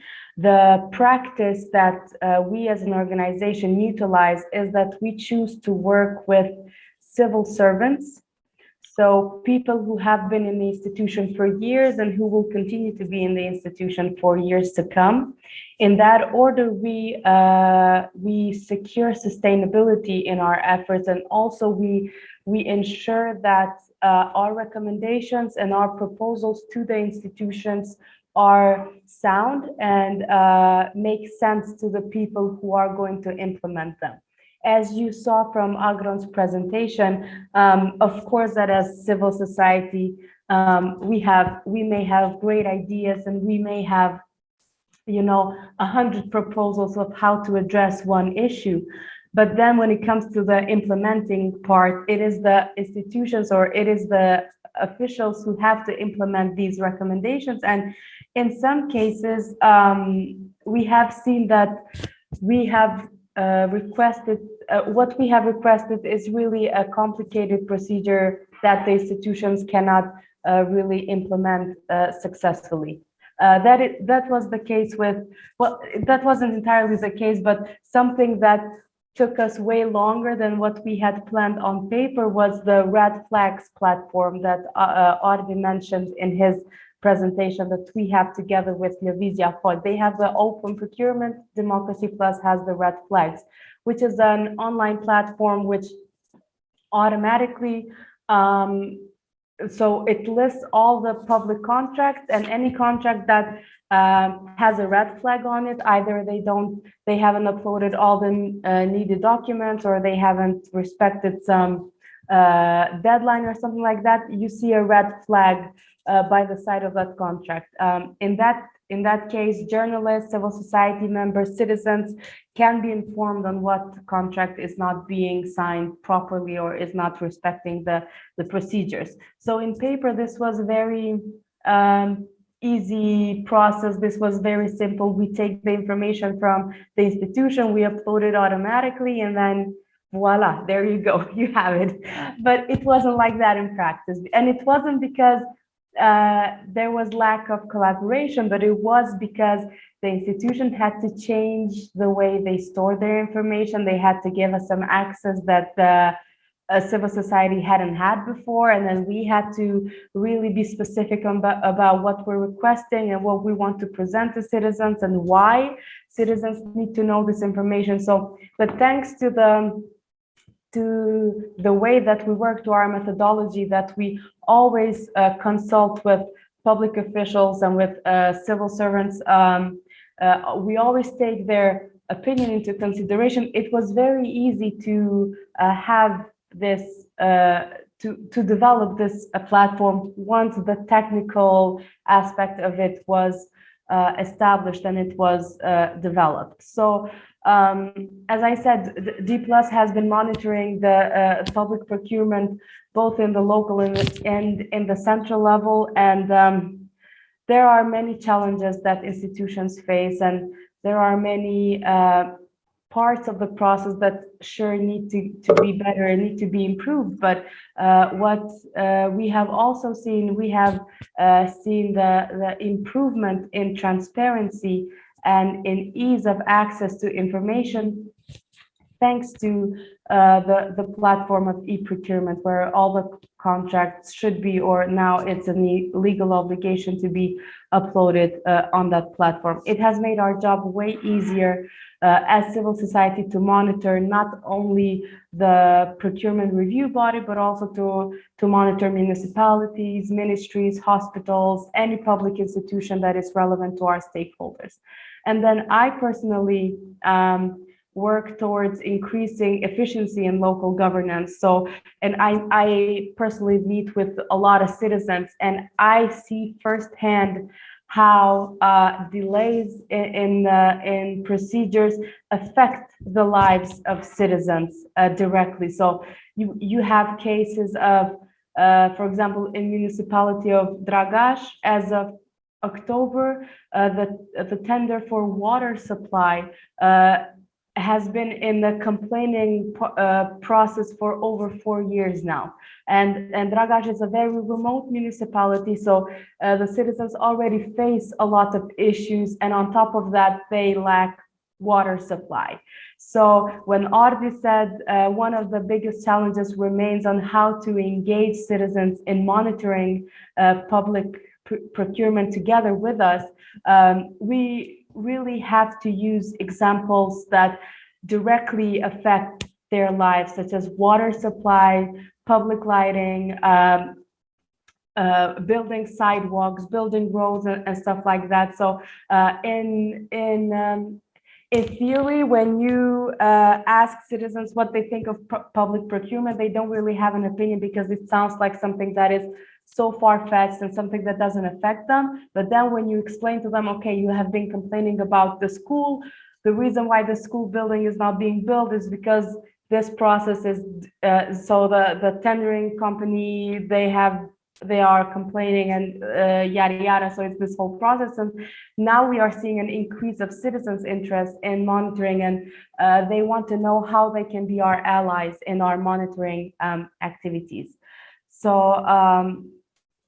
from our perspective, as Democracy Plus, we truly push forward for the government to increase their efforts in implementing information technology and internet, especially in the procurement review body when it comes to making decisions, and also when it comes to creating a database of companies that are blacklisted, but in a way that would prohibit them from applying for contracts. Because right now we have a list that is public of companies that are blacklisted for some reason or another, but still they can apply, and they prolong the procedure. So there are some, as I said, minor changes that still need to happen, but we are very glad to know that our public institutions have the support of USAID team and open contracting.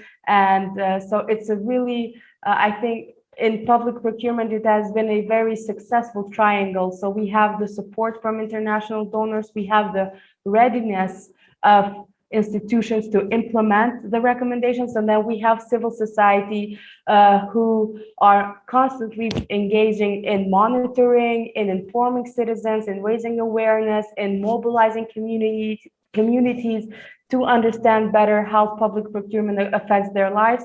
So I believe that this trifecta should continue to be implemented. And I mean, from what I hear from our colleagues in the region, Kosovo really is, I think, one step ahead than the countries in the Western Balkans.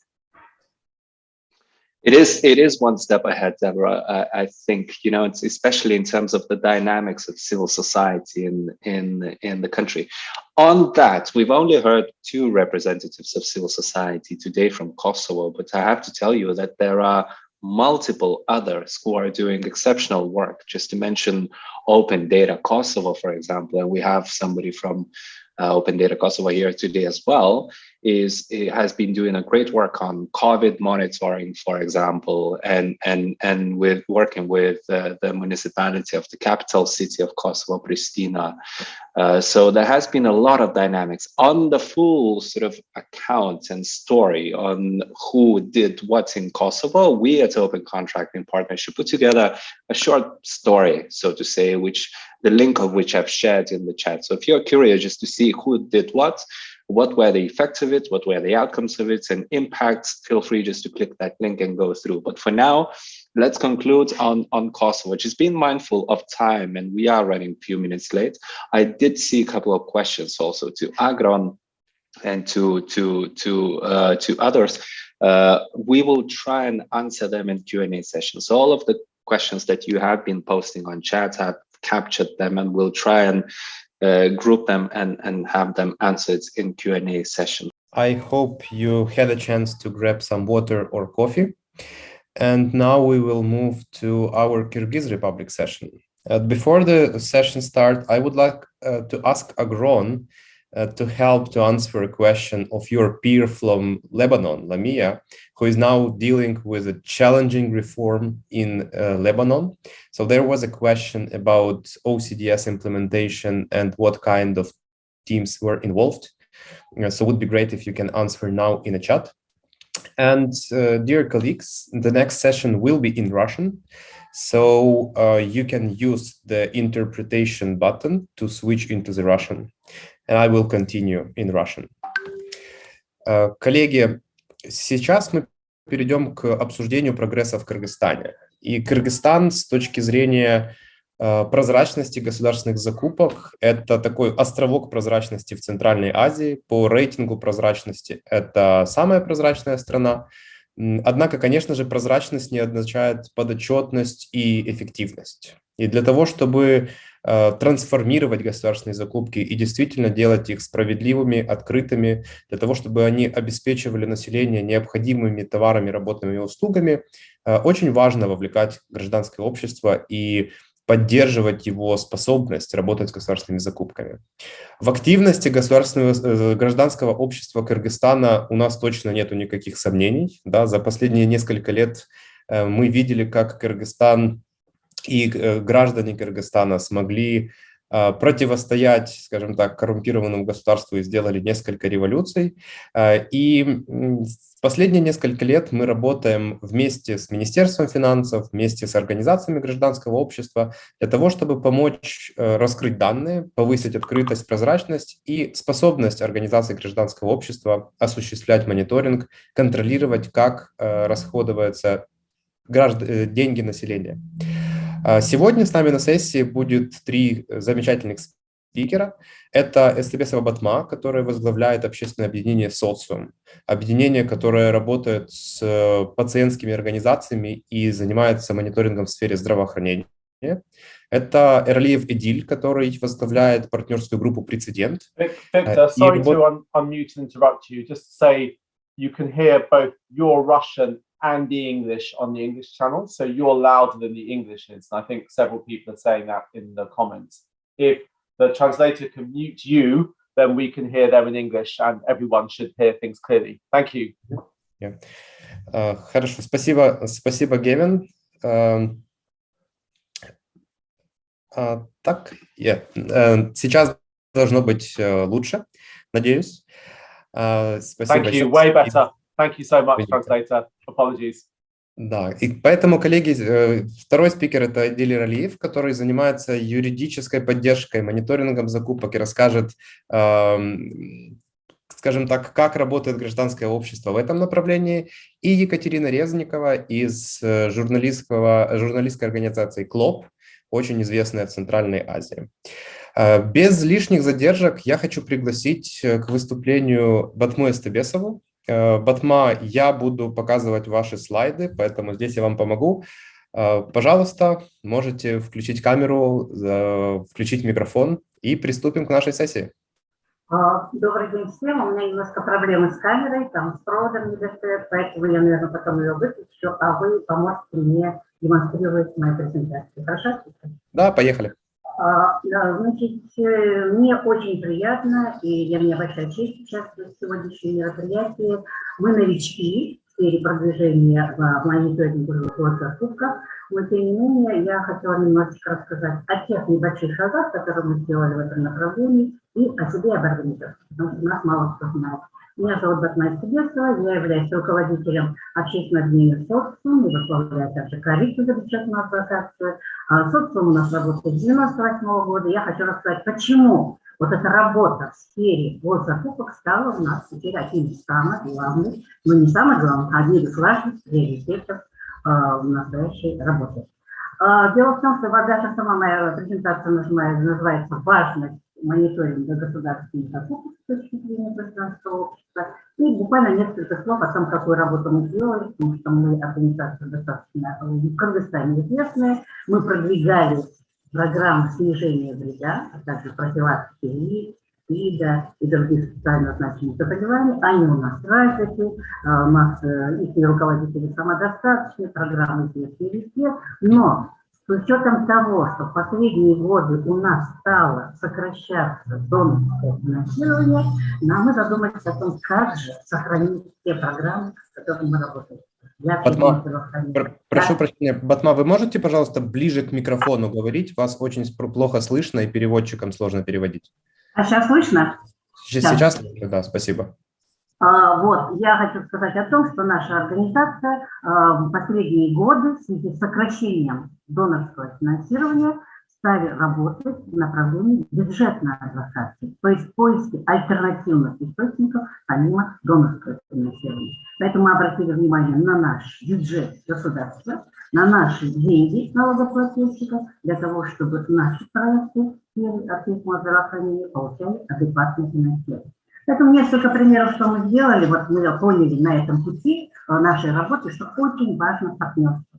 Очень важно, не одна организация должна работать, а консорциум, а последующий и коалиция. И поэтому, помимо того, что я сказала, что было сделано у нас в первой половине нашей работы, уже с 2018 года мы уже коалицией смогли наработать несколько вещей, о которых я могу рассказать. Это, например, то, что мы добиваемся, чтобы здравоохранение никогда не подвергалось сокращению финансирования. И без того мало средств. Например, в 2019 году мы добились, что вернули и забрали почти миллиард сомов. В 2021 и сейчас мы поэтапно, в общем-то, добиваемся увеличения бюджета здравоохранения. И, конечно же, коалиция, она сейчас стала особенно такой уже известной присоединением и созданием союза пациентских сообществ, потому что это те бенефициары, которые никогда, ни при каких обстоятельствах не приостановят свою деятельность, а будут добиваться из того, что я говорю, что услуги были качественными, услуги были приближены к сообществу.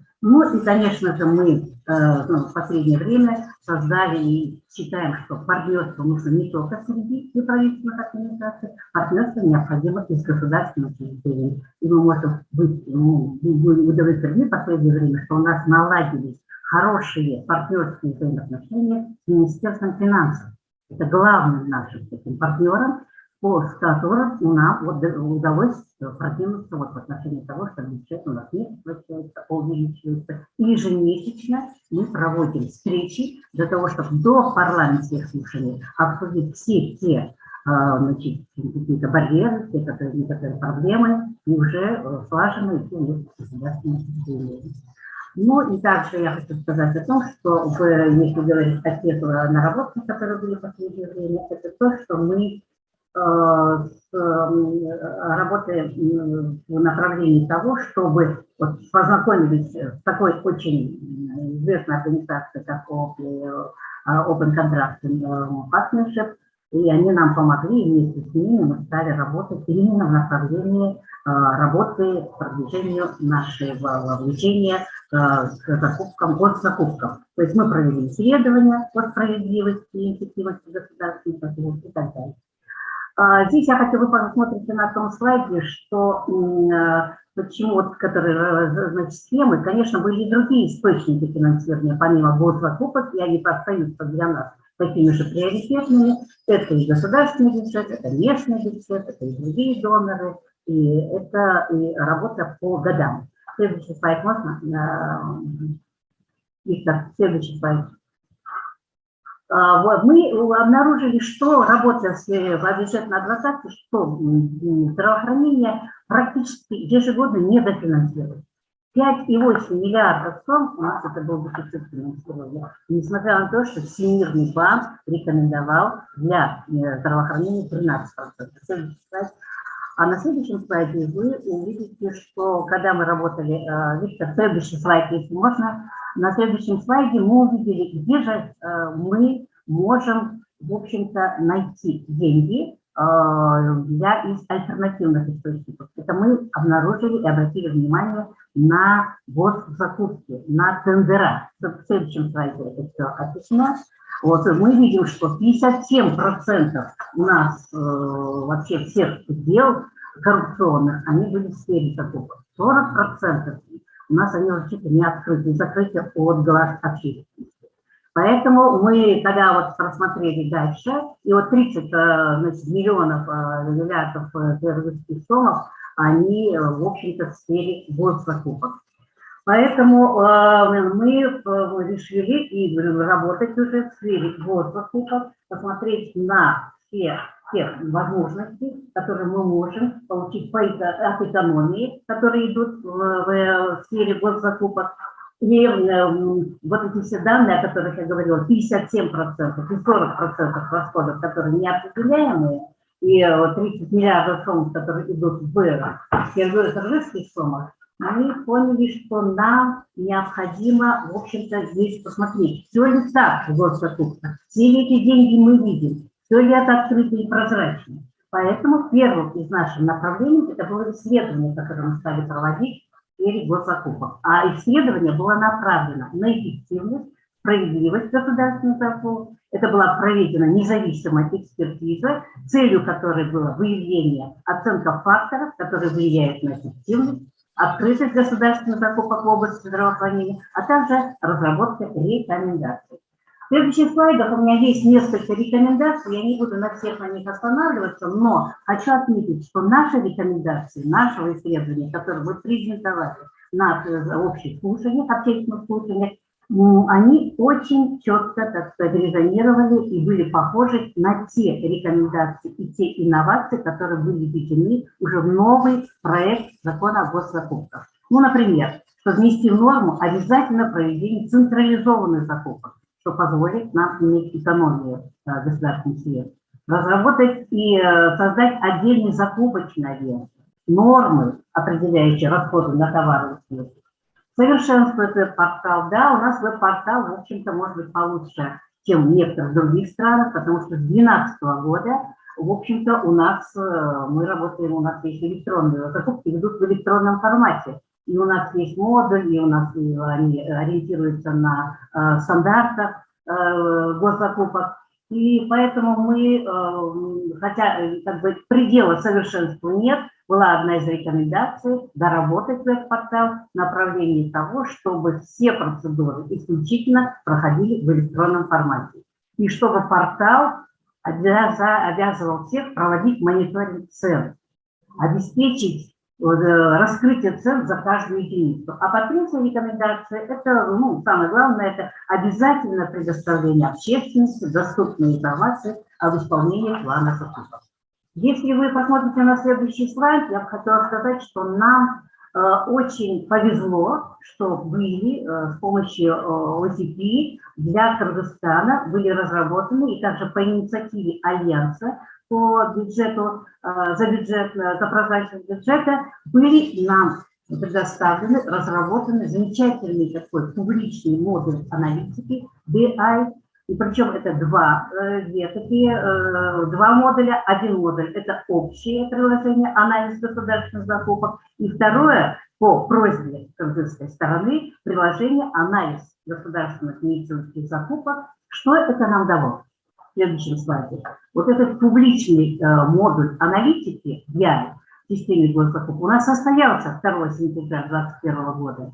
И данные этого модуля, они теперь предоставляют возможность независимому обществу, гражданскому обществу, средствам массовой информации проводить независимую аналитическую работу и расследование в случае, если возникает подозрение на коррупционные составляющие. Теперь, собственно, каждый желающий кыргызстанец может получить информацию в режиме реального времени. И сейчас мы этот модуль аналитики продвигаем, мы являемся партнерами Альянса за прозрачность и проводим тренинги буквально вот сегодня, и прошел один из тренингов по плану, и еще следующую неделю, как для государственных организаций, закупщиков, представителей фонда, так и для неправительственных организаций.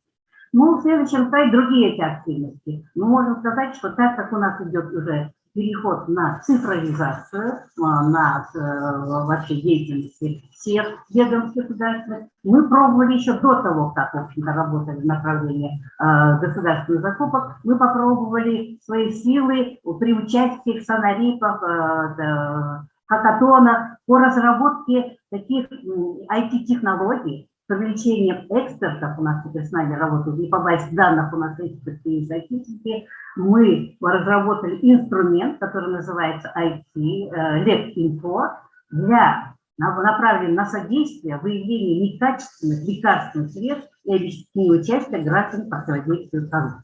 И как продолжение этого направления, участвуя также в хакатоне, мы выиграли одно из первых мест, разделив его с блоком, агрегатор цен, то есть разработали прототип инструмента аналитики, который позволит выйти на самую трудную для всех закупщиков, выйти на мониторинг цен. Собственно, всем закупающим организациям рекомендовано проводить мониторинг цен, а механизм, как это проводить, не было сделано. И вот этот инструмент поможет эффективно распределять деньги, создать конкуренцию среди поставщиков, исключить коррупцию при закупках, сократить время на расход и высвободить деньги. Но еще нам, конечно, помогло то, что наша организация, столица, еще приступила к форуму «Открытое правительство», партнерство. Это позволяет нам, открытое партнерство, в общем-то, уже иметь открытые данные, пускай не все, но тем не менее открытые данные в Министерстве здравоохранения. У нас наше предложение в рамках протокола открытого правительства называется «Открытые данные здравоохранения». Также уже работаем в направлении того, чтобы информировать граждан по лучшим практикам в сфере закупок. Мы смогли найти понимание в Министерстве здравоохранения, в Республиканском центре здоровья и открыли такую страничку в разделе «Вакцина», вкладка «Закупки». И постепенно, в общем-то, туда заполняем данные, чтобы население начало доверять тому, что государство проводит закупки в соответствии с планом и приводит качественные вакцины, и так далее. На дальнейших наших планах уже создали мы базу данных организаций, которые хотели бы или работают в сфере закупок. И хотим создать сообщество, объединенное общей целью. Есть еще в планах сотрудничество с аудиторскими фирмами. Почему бы и нет, чтобы они нам помогли, и мы им помогли для того, чтобы проводить анализ тех возможных нарушений, которые могут в сфере закупок. Перспективы и возможности развития – это продвижение инструмента модуля аналитики, это создание и поддержка группы пользователей аналитического инструмента, проведение тренингов, которые мы сейчас проводим, и надеемся, и дальше будем проводить тренинги или вебинаров совместно с Альянсом замечательной профессии. Продолжение ведения комплексного исследования. Мы только начали проведение исследования. Я вам говорила, что мы дали там определенные рекомендации, которые были приняты государственными, правительственными, государственными структурами, для того, чтобы проводить комплексное исследование уже функционирования сферы государственных закупок. Ну и сейчас совместно с КИСАИДом идет работа по созданию форума гражданских инициатив и совершенствованию системы государственных закупок в Кыргызской республике. Это будет такая платформа для формулирования общих позиций, выражения поддержки, солидарности, а также усиления влияния гражданского общества на органы государственной и муниципальной власти, а также на межправительственные соглашения. Ну и следующие слайды, это, в общем-то, я хочу показать, хочу выразить, пользуясь случаем, благодарность нашим украинским коллегам. Они всегда нам помогали и в направлении устойчивости, как сохранять устойчивость реализуемых проектов, как проводить бюджетную адвокацию. Здесь это все наши активности, которые мы ведем с правительствами, с международными нашими экспертами, в Джоворкултеньяши и так далее. И вот это нанизу слева, это вот то, что в министерстве мы уже на ежемесячной основе каждый месяц встречаемся и с министром, или с его замами по тем проблемам. Вот и сегодня наше пациентское сообщество там на встрече. Это наши самые активные члены коалиции, которые воодушевлены и хотят работать в направлении работы в сфере закупок. Но это наши контактные данные, у нас есть сайт, у нас есть страничка на соцсетях. И если у кого будут интересовать какие-то вопросы, мы готовы ответить на все вопросы. Спасибо большое, Батма, за очень интересную презентацию и историю работы вашей организации. Это действительно демонстрация того, как государственные закупки являются не просто бюрократическим инструментом, а возможностью для обеспечения граждан необходимыми товарами, работами и услугами, особенности в сфере здравоохранения. Да, и очень интересно, как вы начали работать с государственными закупками, идентифицировав это как одну из огромных возможностей обеспечить устойчивое финансирование, в первую очередь услуг в сфере здравоохранения, лекарственных средств и так далее.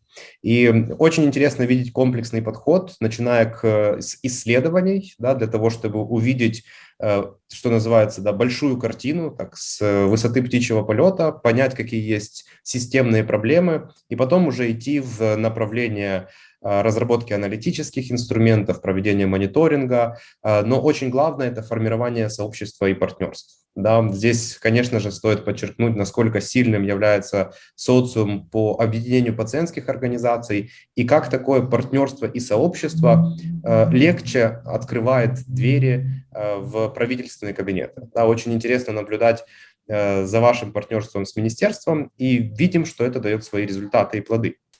И сейчас я хочу передать слово Эдилю Эралиеву. Конечно же, государственные закупки – это не только данные, это не только сами процедуры. Есть еще много очень особенностей других, комплексность этой сферы и юридическое регулирование. Эдиль как раз-таки является экспертом с юридической точки зрения. Очень интересное развитие событий в Кыргызстане вокруг законодательства последние несколько лет. И хочется услышать от Эдиля, как прецедент работает в этой сфере, какие вы видите вызовы, какие вы видите возможности. Эдиль, пожалуйста.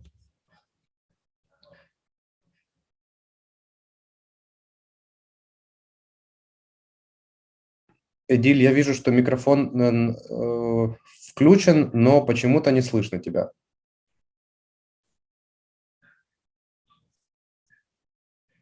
Не слышно. Видно, но не слышно. Небольшая техническая. Так, попробуй сейчас.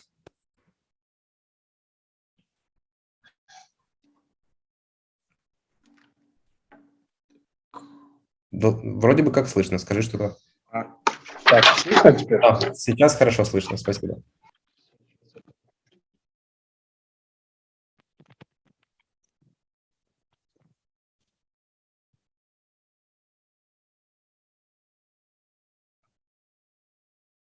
А теперь слова не слышно. Ты вставил микрофон, и теперь не слышно. Так, а теперь? Слышно, но тихо. Сейчас? Очень тихо, переводчикам будет сложно. Может, я буду уже без микрофона, да? Лучше, да. Так даже лучше будет. Мне так слышно, да? Отлично слышно. Ну все, тогда давайте так. Всех приветствую еще раз. Извините за небольшую заминку. Я сразу приступлю. Так, демонстрация экрана. Всем все видно, да? Да. Так. Включу. Итак. Всем добрый день еще раз. Меня зовут Edil Eraliev. Я из партнерской группы «Прецедент», которая в Кыргызстане. И сегодня я расскажу в целом про работу «Прецедента», которая проводилась в сфере государственных закупок с 2020 по 2021 год.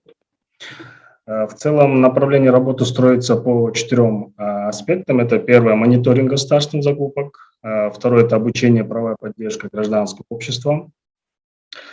Далее мы проводим правовое просвещение, информационные статьи, анализы обращения и, конечно же, участие в законотворческом процессе, как неотъемлемая часть нашей работы. И коротко о каждом направлении. Первое – мониторинг государственных закупок.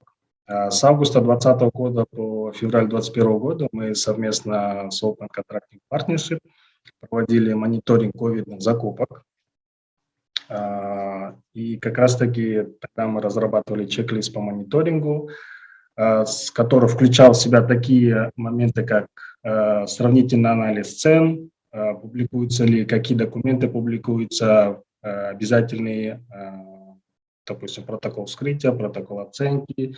Также проверяли аффилированность участников, закупающих организаций, участников между собой. Определяли стоимость цены товара за единицу и так далее. В основном проверяли контракты, сумма которых превышала 500 000 сом, чтобы была какая-то значительность мониторинга. В целом, по результатам мониторинга мы выявили такие общие на тот момент проблемы. Это отсутствие сведений о заключенном с поставщиком договоре. То есть закупающие организации не публиковали на портале госзакупок информацию о заключенных договорах, тогда как закон требует обратного. Некоторые закупающие организации объединяли не связанные между собой предметы закупок в один лот, чтобы скрыть одну из закупок. И третье, одна из тоже таких моментов было то, что некоторые закупающие организации показывали, точнее, в сведениях указывали бренды товаров, торговые марки. Были случаи, когда они просто размещали фотографии и говорили, типа, нам нужно такой-то товар. Дальше. Работали также с открытыми данными в части определения аффилированности. То есть мы искали информацию в сети интернет, в базах открытых источников, которые есть в Кыргызстане. Это база Минюста, это открытые данные по бюджету, это база налоговая и так далее. То есть это мы, хотелось бы сразу отметить, что мы проводили ручной мониторинг. То есть мы вручную искали информацию про ковидные закупки, про закупающих организаций, про аффилированность. То есть это было сделано все вручную. Один из примеров на то, как медицинские маски одноразовые поднимались в цене, как их цена вообще была в период ковида. Если вы посмотрите, в августе 2019 года, допустим, цена за одну маску варьировалась там в районе 2 сомов. Но уже к марту 2020 года, там через несколько месяцев, цена возросла до 20 сомов. И, конечно, постепенно как цена опускалась. Это как пример того, какую работу мы проводили. Это еще один пример по защитным очкам. То есть вначале было 150 сомов в начале пандемии в Кыргызстане, то есть в марте. И к апрелю через месяц цена достигла уже 400 сомов за одну маску. В целом, какие результаты были? Мы по результатам мониторинга выявили нарушения, по которым направляли обращение в Департамент государственных закупок с описанием нарушений и возможных путей решения данных проблем. Информационное просвещение. Мы запустили ряд информационных статей, которые касались непосредственно результатов нашей работы, то есть какие проблемы мы видели, мы об этом писали. По законодательству это будет, по порталу это будет, то есть всю нашу работу мы освещаем. Также законодательное предложение. По результатам работы, по мониторингу мы выявили ряд пробелов в законодательстве, связанных с государственным. Основной из них это было отсутствие ответственности за нарушение со стороны закупающих организаций тех или иных норм закона о государственных закупках. То есть по этому вопросу мы подготовили законодательное предложение. Это было в начале 2021 года, и буквально к концу 2021 года в новом кодексе о правонарушениях, который как раз-таки должен был определять ответственность, появилось наше предложение о включении такой ответственности, что она должна быть. Второй момент, второе направление нашей работы – это обучение и правовая поддержка гражданского общества. Команда «Прецедент» старается быть в курсе всех изменений и новостей, связанных с государственными закупками, будь то это нормативная правовая часть, будь то это информационная часть. «Прецедент» всегда пытается быть в курсе. Мы проводим обучение представителей гражданского общества и оказываем правовую поддержку представителям гражданского общества, в том числе и журналистам-расследователям. То есть об этом я чуть позже дальше расскажу. Обучение мониторингу государственных закупок представителей гражданского общества. Мы совместно с Open Contracting Partnership с конца прошлого года разрабатываем учебный модуль, который будет состоять из 15 тем и рассказывать историю становления государственных закупок Кыргызстана с 90-х по сегодняшний день, в целом, как проводить мониторинг государственных закупок, на что обращать внимание, как взаимодействовать со СМИ, с государственными органами. То есть этот модуль будет включать, по сути, всю информацию, которая необходима для, будь то начинающего, либо уже продвинутого пользователя услугами государственных закупок, либо мониторщика, который будет как раз-таки мониторинг системы государственных. Обучение, правовая поддержка гражданского общества, правовая поддержка представителей гражданского общества. Это один из примеров того, как мы провели успешную адвокацию совместно с гражданским обществом. Министерство финансов в прошлом году осенью вынесло проект закона о внесении изменений в действующий закон о госзакупках, которым предлагало все государственные закупки передать частным торговым площадкам. Мы, конечно же, этот вопрос проанализировали, сделали анализ к самому проекту закона и пришли к выводу, что такая мера не подходит Кыргызстану и нет смысла передавать все закупки частным торговым площадкам. Там были коррупционные схемы, то есть, которые могли быть. И мы подготовили, соответственно, этот анализ, подготовили обращение, под которым подписалось свыше 50 организаций гражданского общества. И в итоге парламент отклонил инициативу Министерства финансов. И вот такой был успешный опыт адвокации совместной. Обучение, правовая поддержка гражданского общества, консультирование при проведении журналистских расследований. Возможно, вы знаете про ситуацию в Кыргызстане, связанную с журналистом-расследователем Болотом Темировым и его командой. Мы с 2021 года работаем с командой Болота Темирова в части консультирования, правовой поддержки его журналистских расследований, связанных с государственными закупками, не только. И как раз-таки на сегодняшний день мы собрали команду адвокатов, которая как раз-таки занимается правовой поддержкой Болота Темирова в его уголовном деле, связанном с его профессиональной деятельностью.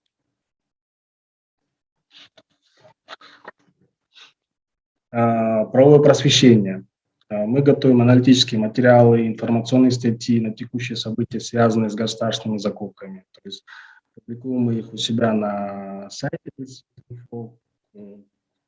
Кто хочет, пожалуйста, посещайте наш сайт, смотрите. Там очень много информации, связанной с государственными закупками в том числе. Участие в законотворческом процессе.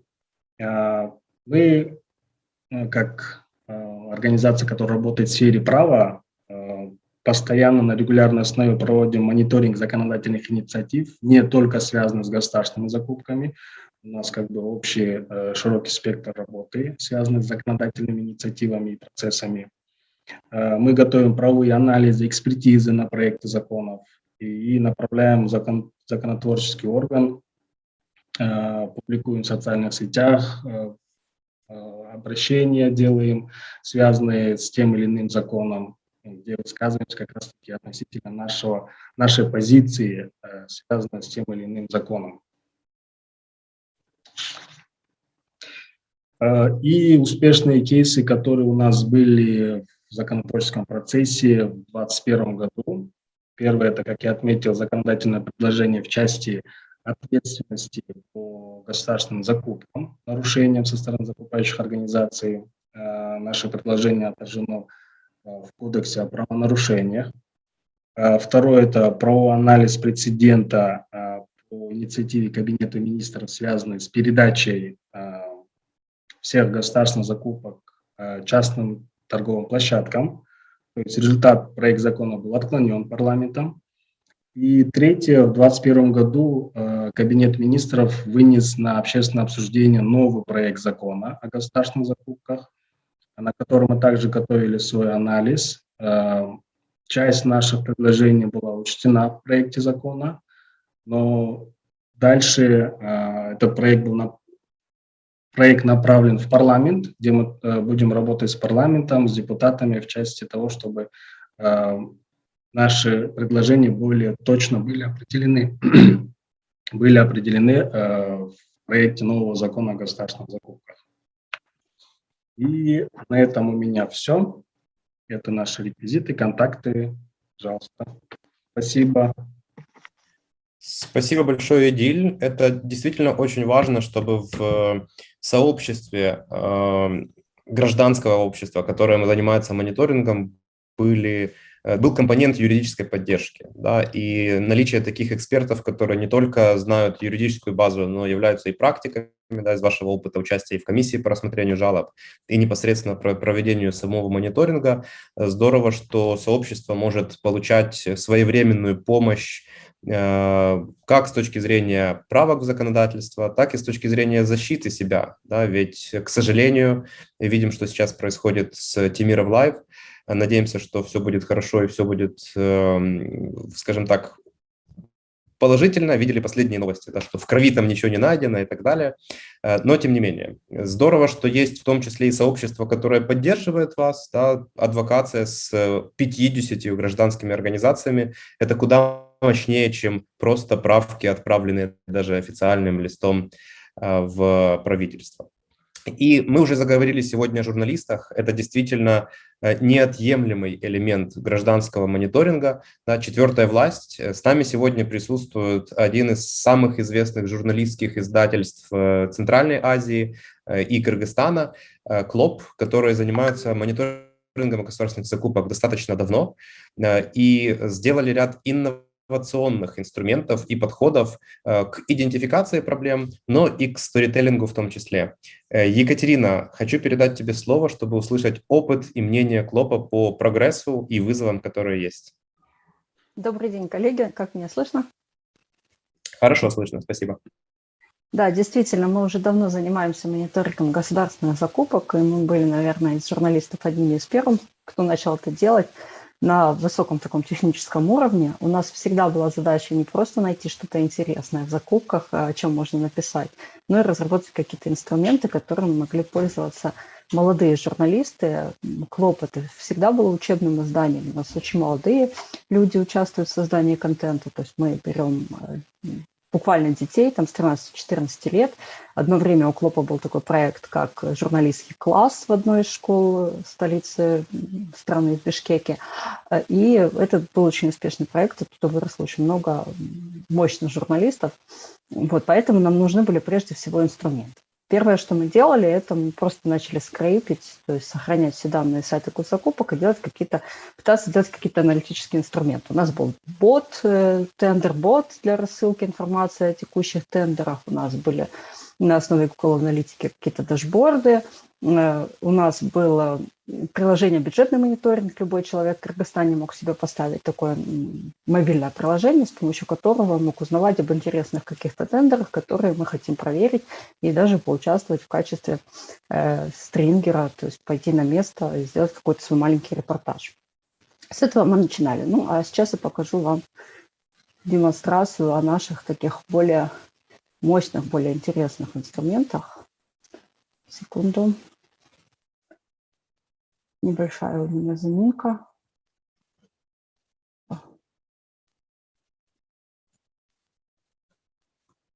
Чтобы я вам правильно расшарила экран.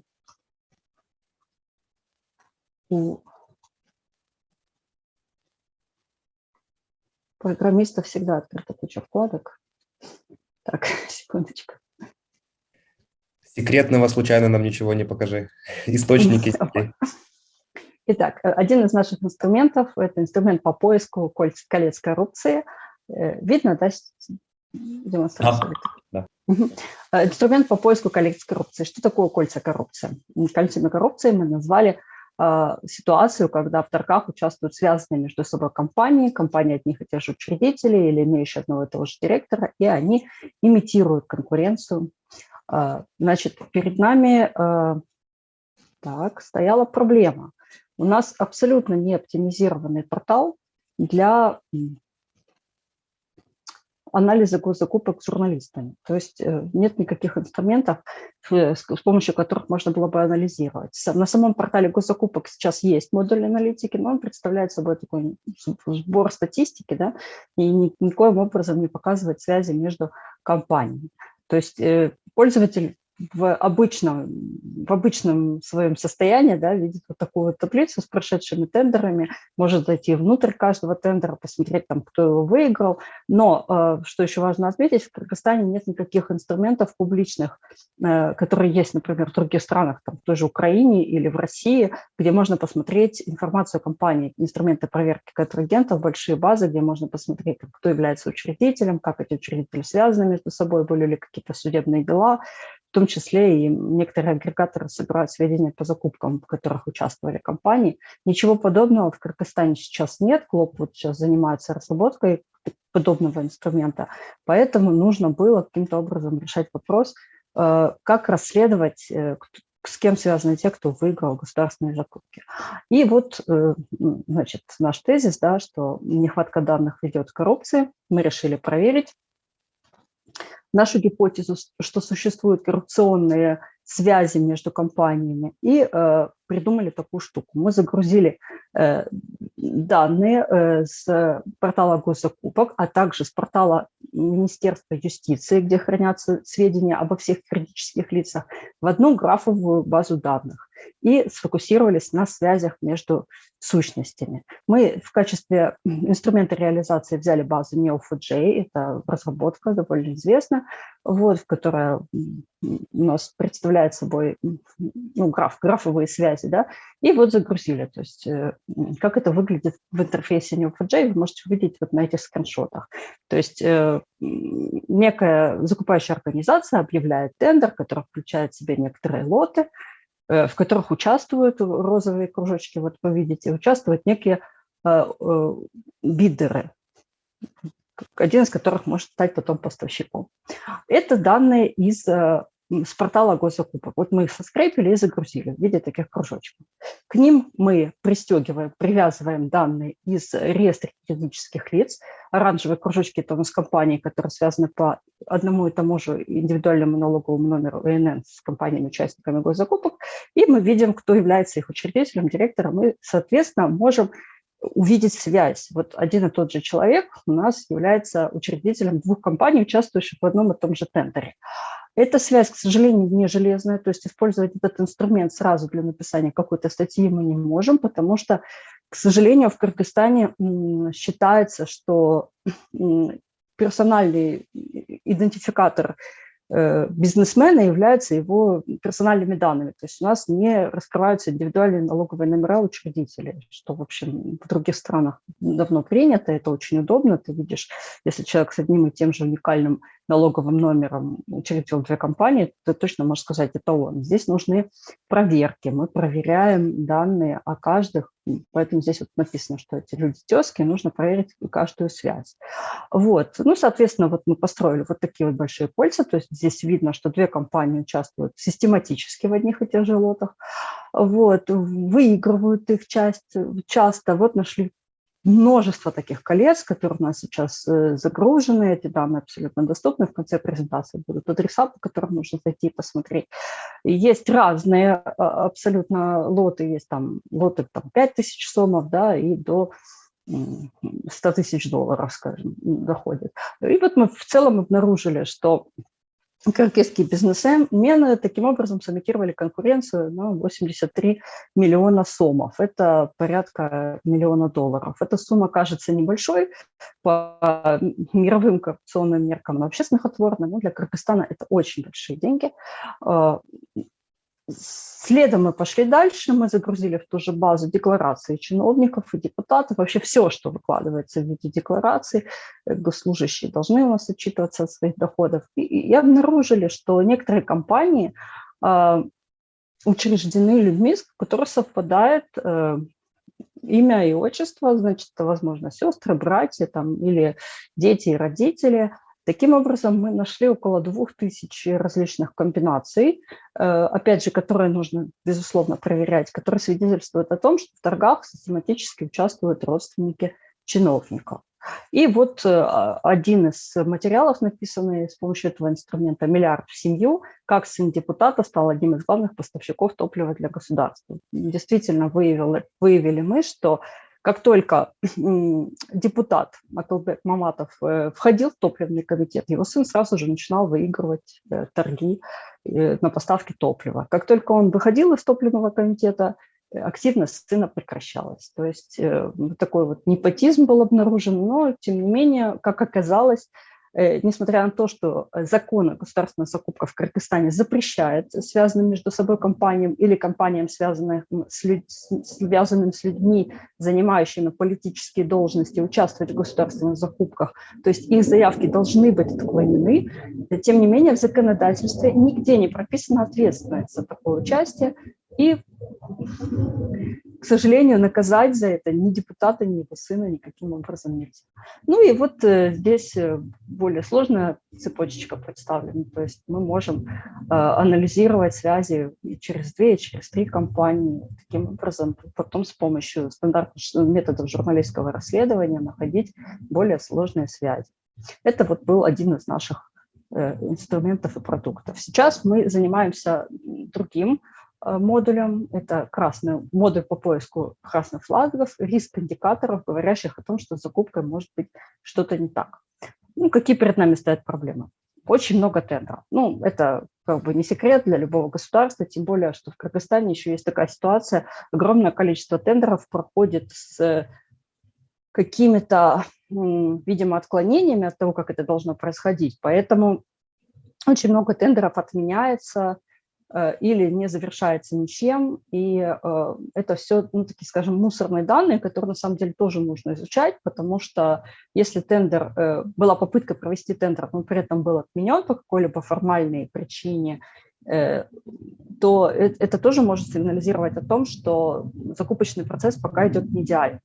Очень много коррупционных рисков мы видим на том же портале. Самый из них большой для меня, и коллеги уже о нем говорили, это портал госзакупок Кыргызстана не содержит никаких данных о выполнении контрактов. То есть ни самих контрактов, даты их подписания, суммы, на которые был заключен контракт, ни каких-либо майлстоунов там нет. Невозможно увидеть, была ли поставка, проплачена ли она и так далее. Ну и как бы понятно, что проанализировать каждый тендер невозможно. Поэтому мы сейчас сделали скрипт, который находит 15 риск-индикаторов. Из них 13 так называемых стандартных мы их называем, то есть мы использовали опыт других стран. Это вот они здесь перечислены, ну, например, тендеры, которые получили только одну заявку на участие, или большой разброс между ценами, когда выигрывает тендер компания, которая предложила цену в 10 раз ниже, чем все остальные, или только одна заявка была одобрена, и она же является выигрышной. Или вот есть флаг, который говорит о том, что есть близкие связи между компаниями, потому что у них совпадают адреса, телефонные номера и так далее. Вот. К сожалению, мы немного можем пока флагов имплементировать, потому что, как я уже сказала, многих данных на портале нет, например, данных о контрактах. Ну и есть еще такая проблема, что те данные, которые есть, заполняются, к сожалению, очень часто с ошибками.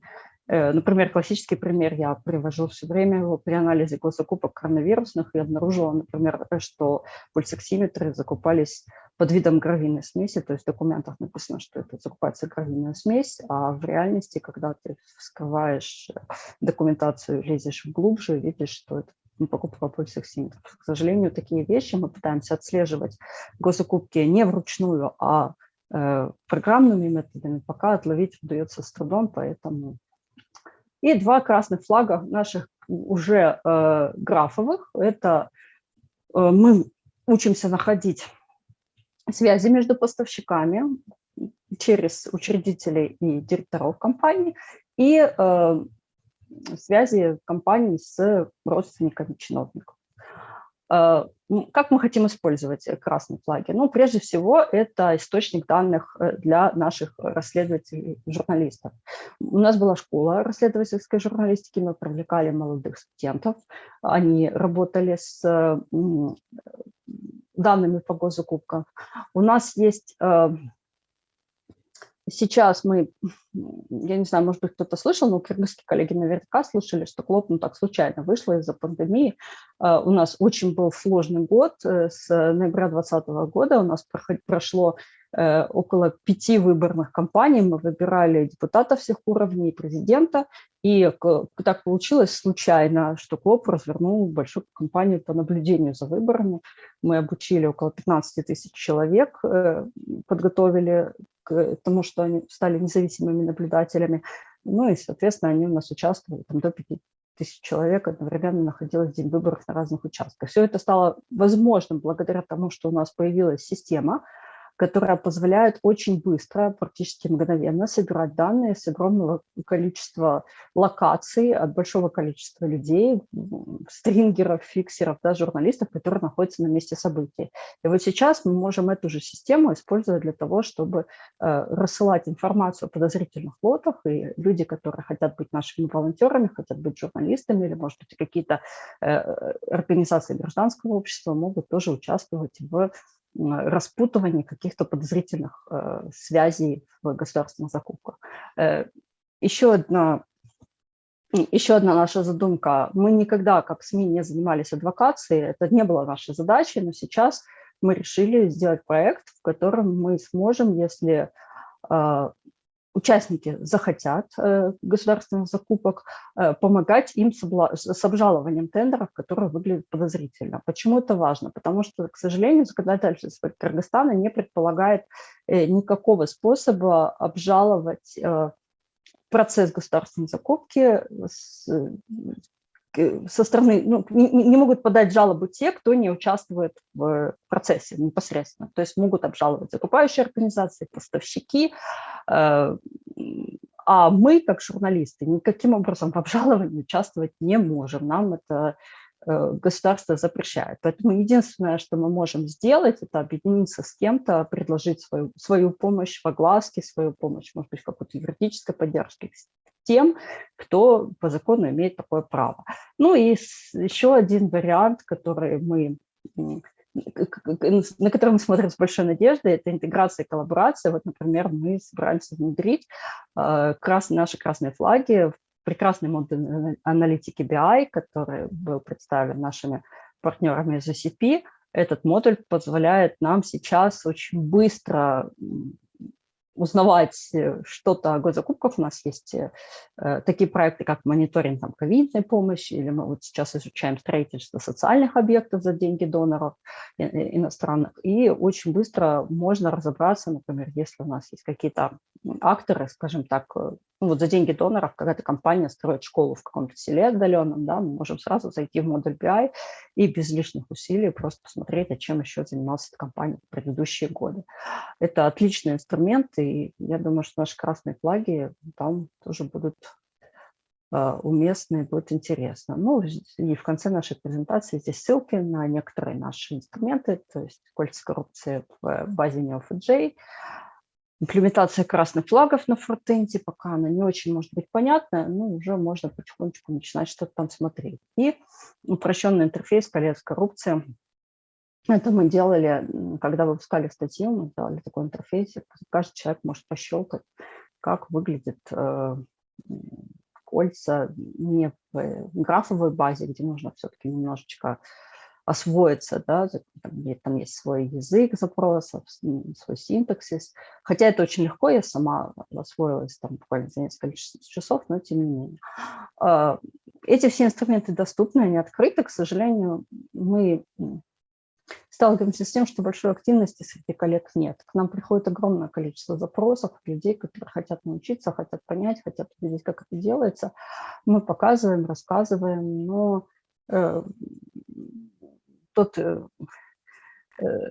отклик, который мы хотели увидеть, он пока нас не очень удовлетворяет. Я все время рассказываю коллегам, что у нас есть, например, просто обычный CSV-файлик, простенький, в котором уже указано больше 2000 комбинаций фамилий, за каждой из которых может стоять коррупционная связь компании, выигравшей госзакупки с чиновником. То есть уже 2000 фамилий мы собрали. Это прям готовая база для... Бери по одному и тому же алгоритму, расследуй и пиши статьи. Но она даже среди наших студентов не всегда остается востребованной. Поэтому сейчас мы работаем еще и вот в проекте красных флагов над автоматической генерацией таких пресс-статей, можно так сказать. То есть у нас будет генерироваться автоматический текст по найденным подозрительным закупкам, который уже будет такой, можно сказать, оболочкой для публикации, да, такой матрешечкой, в которую можно будет только залезть, вытащить детали, вот, интересно для читателя, и, добавив их, уже сделать готовую статью. Вот примерно то, над чем мы работаем. Надеемся на то, что портал госзакупок будет улучшаться, что аналитические инструменты будут улучшаться, и очень бы хотели, наверное, еще и сотрудничать с организациями, которые вместе с нами занимаются мониторингом, потому что я сегодня увидела потрясающие результаты наших коллег, вот, которые бы мне, как журналисту, наверное, хотелось бы рассказывать людям. Спасибо большое, Екатерина. Я уверен, что те начинания, которые сейчас ведутся в Кыргызстане по как раз-таки формированию сообщества и объединению разных групп стейкхолдеров, и активистов, и юристов, и журналистов, в идеале с привлечением бизнеса, действительно помогут масштабировать те уже достижения, которые есть у разных групп, потому что вместе добиваться результатов гораздо легче. Коллеги, у нас будет сессия вопросов и ответов в конце. Сейчас мы переходим к нашей последней, но не менее интересной сессии. И я сейчас начну ее на английском и потом вернусь на русский язык. So the last session will feature experience Romania from Ukraine and Moldova. And will give us additional examples on how interesting and sustainable results could happen with civil society engagement and the use of technology. And we would like to open this session with Romanian experience, where we see a great window of opportunity. And I would like to invite to the floor Olena Koval, who is a founder of Funky Citizen. It's a great organization that is one of the leaders in Romania. You know, Olena has been leading the field for many years, and she's also a member of Economic and Social Council of Europe, who has been basically promoting open contracting agenda in Romania. Olena, the floor is yours. Can you please share on the progress, achievements, and tools you are using?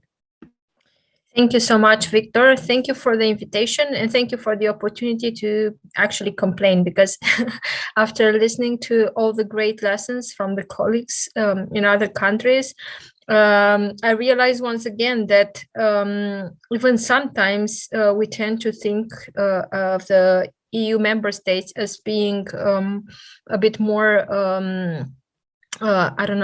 standardized when it comes to e-procurement and a lot of tools that should foster open contracting. As a matter of fact, it's not always the case, and what we are experiencing in Romania is actually a lesson in this regard. So let me start with first things first. My organization is a good governance organization, so this is our area. We're trying to promote good governance in Romania. And we're also using a lot of digital tools in order to do so. We started, like I've heard other colleagues do with monitoring the public budgets, and then trying to get more in depth with contracts and public procurement. We were full of enthusiasm back in 2014 when we had the first opportunity to actually promote open contracting. Romania was developing our first, I think it was the first, I hope I'm not mistaken, but we were developing the National Action Plan within the Open Government Partnership. And we were like, oh, this is great. We should advocate and have open contracting included in the OGP action plan for Romania. Guess what happened? We made it. We made it quite fast. The problem is that we've learned the biggest lessons that we could learn at that moment. That simply having something put up in a legislation or in a strategy or in an action plan doesn't necessarily mean that the implementation will follow. So this is what actually happened in Romania. For several years, nothing happened, even though there was an international commitment in the regards of open contracting. I don't want to complain too much about it, but it was clearly very frustrating for us as an NGO, as activists, to see that even though we had plenty of meetings with officials and we were trying to identify a pilot project or an institution that would be willing to implement open contracting, after many meetings in which we had, I think, people from OCP, from the World Bank, trying to explain our officials why this is important, how they could do it, again, nothing happened. So for some years, we've let it sit. What happened last year is that a window of opportunity happened.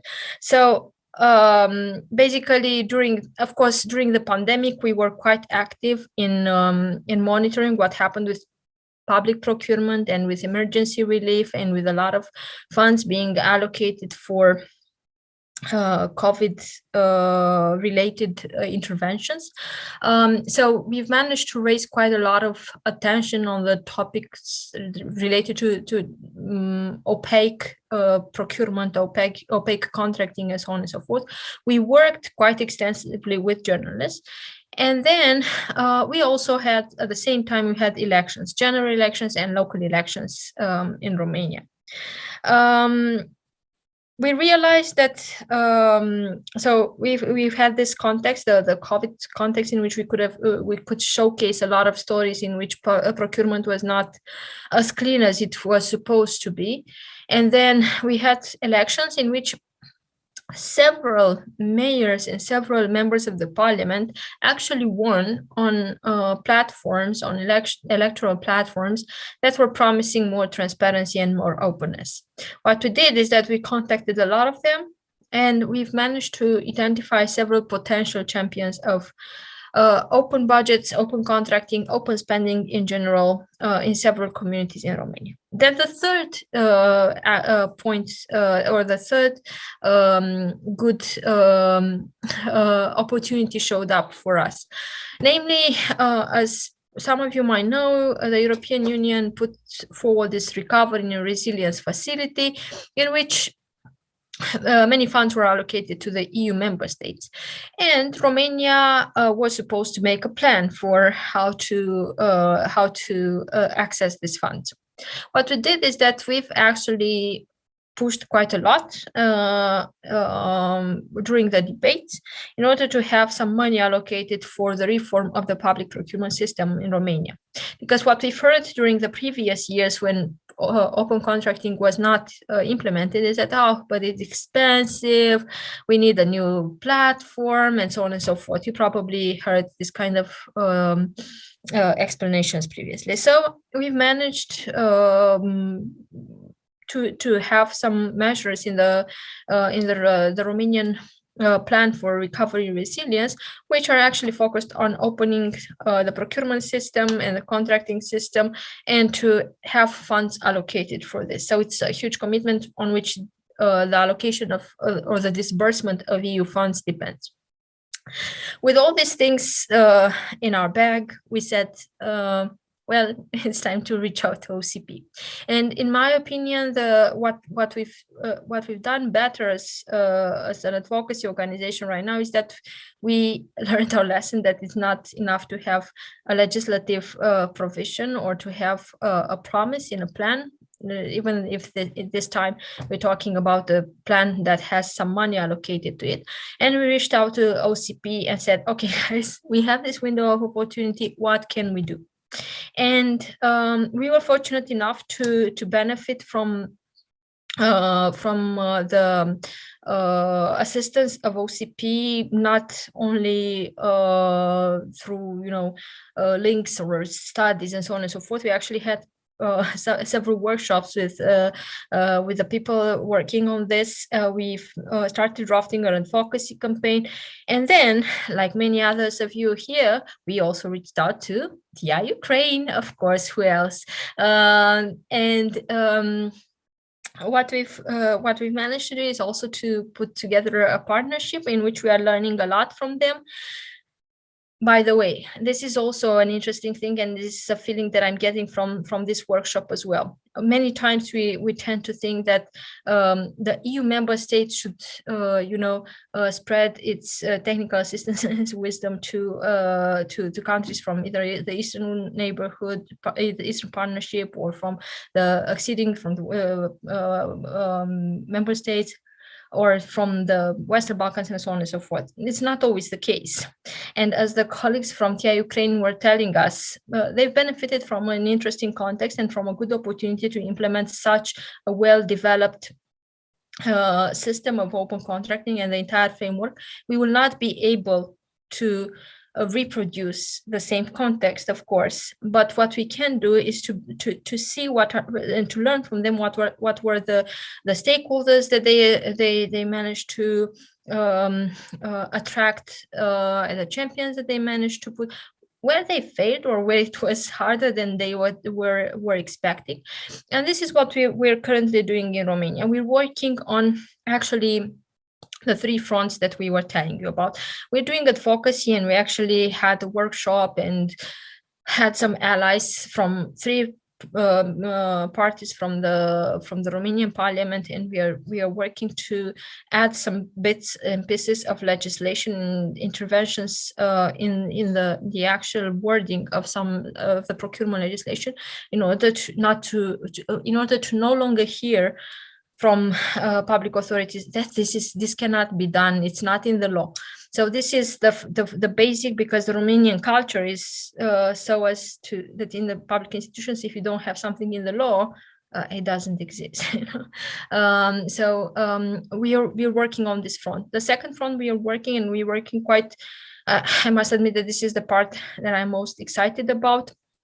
is that we're working with elected officials, and not only from at local level, and not only from one party, but from several political parties. We are fortunate that in December, for example, we've managed to get a lot of them at the highest level possible. And it's, in a workshop, they understood what this would mean.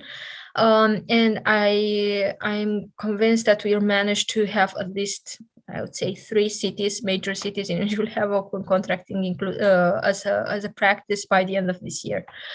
And the third area that we are working right now with our advocacy is to actually build more on the civic engagement and civil society pressure on this.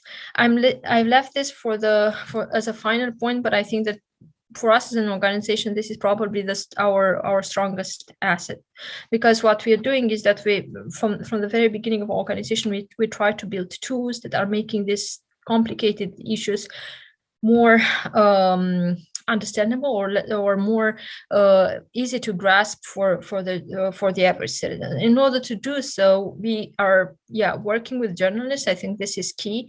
And we will organize a workshop with TI Ukraine as well, in which we'll try to see whether we can transform several organizations working at local level into contract or procurement monitors. We're working on a methodology to do so. So to conclude, I think that the right moment for interventions and advocacy when it comes to open contracting is, of course, probably the most important thing. I think that also discipline and not giving up is also a key point. And third, I think it's great to have a community to where you can reach out to and where you can benefit from advice, holding someone holding your hand while you're going through the advocacy campaign, and especially specific examples and how to advice. So thank you so much. Thanks, Elena, and thanks for amazing summary. Right, so nothing to add, and it's actually great that we have an opportunity to learn from each other and to be a community of practice who are here to support and share experience from different contexts, right? Because as you rightly mentioned, we can learn from different countries. You know, not specifically that Western world will explain how to deal with things, but a lot of positive examples from other countries. And we've just seen, for example, from the Kyrgyz Republic, what amazing things they are doing with data. And last 2 speakers will be presenting in Russian. So I'm switching to... Коллеги, у нас есть очень хороший сосед Румынии, это Молдова, у которой тоже интересная история закупочной реформы, очень такая тернистая, но при этом гражданское общество за последние несколько лет осуществило, я могу сказать, такой рывок вперед. И хотелось бы очень услышать от нашего коллеги Константина Черановского из инициативы «Позитива» о подходах Молдовы и какие советы он может дать нашим коллегам из других регионов. Константин, пожалуйста. Здравствуйте, дорогие коллеги. Спасибо, пожалуйста, спасибо за предоставленную возможность. И на самом деле большое спасибо за весь тот опыт, мега крутой, полезный, содержательный, который был представлен до сих пор. Вы знаете, что в наше время сократился очень аванс внимания, да, если раньше там несколько лет давали 10 секунд человеку или какой-то информации, чтобы понять, сделать вывод, она интересна или нет, то сейчас этот лимит доверия 1 секунда. Но я с большим вдохновением слушал всех спикеров, и это на самом деле очень интересная и полезная информация. Я с радостью представлю опыт Молдовы. Начну, наверное, с презентации нашей организации. Моя организация начала свою деятельность около 20 лет назад как группа людей, которые не хотели больше возвращаться к преступному образу жизни, они не хотели умирать от ВИЧ-СПИДа, они не хотели умирать от гепатита, от туберкулеза, и всячески помогали друг другу. Константин, у нас черный экран, если ты сейчас что-то показываешь. Я показываю, да, не знаю почему. Не знаю. У меня показано, что есть демонстрация. А попробуй заново остановить и заново показать.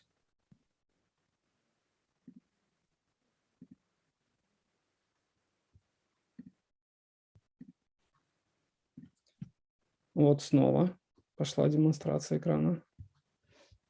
И снова все черное.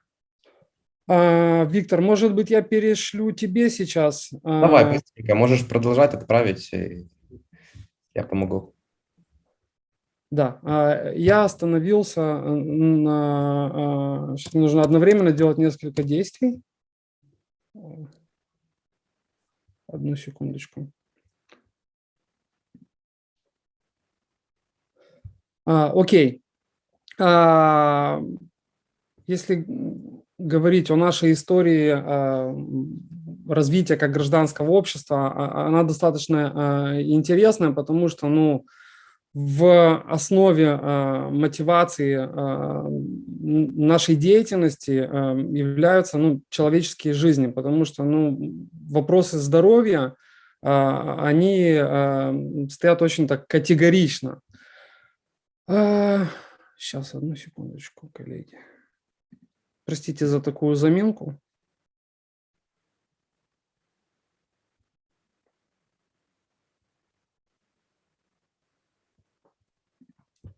Окей. У меня не очень получается сейчас найти файл. Мы можем сейчас дать слово Веронике. Давай сделаем рокировочку небольшую, хорошо? Это будет чудесно. Давайте с Молдовой продолжим позже. Коллеги, опыт из Украины мы слышали уже сегодня много раз, когда разные спикеры обращались к Украине как к очень хорошему опыту. И сегодня с нами необычная организация, да, мы слышали о гражданском обществе, но с нами сегодня коммерческая компания YouControl, у которой очень большой фокус на социальную ответственность и поддержку инициатив по мониторингу. Это действительно компания, которая используют инновационные подходы к данным, которые существенно упрощают и идентификацию каких-то коррупционных рисков и так далее. Но не буду долго об этом. Хочу передать слово Веронике из YouControl, которая поделится опытом своей организации в поддержке мониторинга закупок. Всем здравствуйте. Спасибо за такое приятное представление. Я имею честь тут присутствовать. Очень приятно сегодня представлять YouControl. И в целом сегодня не раз вы уже слышали упоминание YouControl. Вот, в общем, давайте будем подводить к этому, что же, в общем-то, это за сервис и чем мы можем помочь общественности для уменьшения коррупции и повышения прозрачности. Я специально перевела свою презентацию на английский язык, чтобы вам было, иностранным спикерам, удобнее ее смотреть, вот, но говорить буду на русском. Я менеджер социального направления YouControl, и наша компания уже 7 лет создает сервисы и решения на основе открытых данных. И вот одним из таких сервисов есть как раз-таки YouControl. И что мы делаем? Для бизнеса, в первую очередь, мы помогаем проверить поставщиков, проверить деловых партнеров при принятии решения о заключении контракта, а также при нанимании сотрудников на работу, наеме. Да? Но сейчас я покажу следующий слайд. Что из себя сегодня представляет YouControl? В общем, это реестры из Украины, из-за рубежа, это финансовые данные, данные экспресс-анализа, данные рынка, о том, какую долю рынка занимает компания по отношению к другим компаниям, и также ее вероятность банкротства. Это такие аналитические модули, которые разработал YouControl для того, чтобы легче было понять, вообще стоит ли сотрудничать с организацией или не стоит. Для журналистов это маркеры, которые тоже помогают выявить, действительно ли той компании, которой был отдан государственный заказ, сможет ли она своей мощностью обеспечить проведение такого тендера, то есть действительно выполнить все условия договора. Вот. Также у нас можно посмотреть информацию, полное досье из 180 источников информации о физическом лице, о юридическом лице и о ФОПе, то есть предпринимателе. Да? И также есть информация о ПЭПах, так званых, это национальные публичные деятели, и финансово-промышленных группах. То есть это когда есть принадлежность между бизнесменом и каким-то рядом компаний, которые он охватывает. Ну и также можно увидеть связи между такими компаниями и определенными людьми. И переходя уже ближе к нашей социальной миссии, у нас есть так называемая кроссфаундинговая модель, которая позволяет бизнесу покупать у нас доступ за деньги, при этом журналисты и общественные деятели получают этот доступ бесплатно. Может быть, кому-то эта модель понравится, и вы тоже себе возьмете как пример того, что можно и помогать гражданскому обществу, и в то же время получать прибыль, да, как бизнес, и развивать свои продукты. Что это дает? Да? Вы на слайде можете там увидеть те, с кем мы чаще всего партнеримся, больше всего заключаем разных проектов. И также они используют YouControl там, для факт-чекинга, для того, чтобы проверить публичного деятеля, для того, чтобы отследить, чем он занимается, какие на нем есть предприятия, да, с кем он связан. И также можно узнать, например, контролировать государственные закупки тех или иных компаний. Все это помогает журналисту, когда он такое расследование опубликовал, сделать его более резонансным, да, потому что оно основано на реальных фактах. И когда есть информация о том, что где-то есть мошенничество, коррупция или другие схемы, например, правонарушения какие-то, если этот вопрос другим людям тоже актуален, они понимают важность того, какая это проблема и как ее можно решить, поднимается вопрос еще выше, да, то есть тема становится еще более резонансной. И вот благодаря резонансности таких тем государство, собственно, и заинтересовывается в решении этих проблем, подключая, например, там, правоохранительные органы и так далее. То есть здесь важно понимать, как это работает, да. Сначала журналист публикует расследование, дальше общественность заинтересовывается вопросом, и дальше государство, понимая, что вопрос слишком высокого уровня, иногда даже вышел на уровень политического, начинает уже решать этот вопрос. Вот. Идем дальше. Я здесь показала пример, переходя уже к госзакупкам, когда бывают случаи, когда связаны между собой участники государственных закупок. Это пример не настоящий, скажу сразу, то есть я намеренно там добавила свои какие-то линки, чтобы это был не пример там конкретный, да. Вот есть там, например, Поттер Вира, и есть Поттер Владимир. Там по декларации можно понять, что они между собой связаны как муж и жена.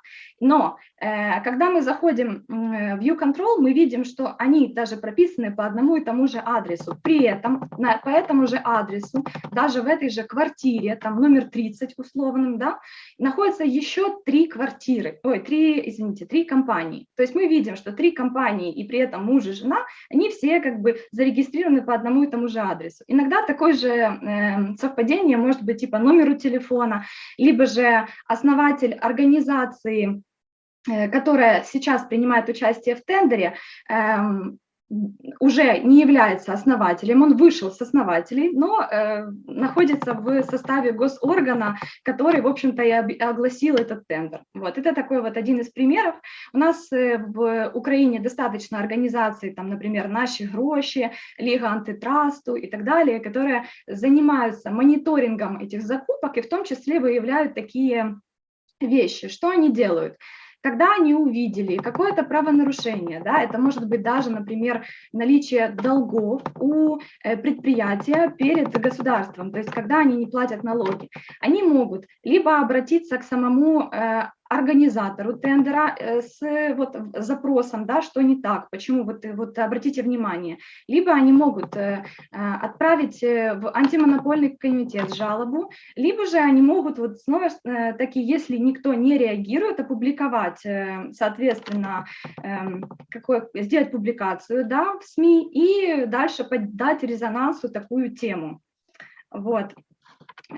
Но мы пошли дальше, то есть если раньше можно было у нас в YouControl просто проверить участника, либо проверить заказчика тендера, да, узнать информацию о нем, там, опять-таки, про долги, про судебные решения, криминальные какие-то дела, то потом мы поняли, что часто ни заказчик, ни другие там участники тендера, ни общественность не понимает, как именно проверить тендер, что является критериями по закону, что действительно важно. Есть такая статья 17 закона про государственные закупки, и согласно нее мы разработали определенные критерии. 11 критериев, которые помогают очень быстро, буквально там за 2 минуты, определить, что с участниками тендера не так, соответствуют ли они этим не квалификационным, а в целом критериям.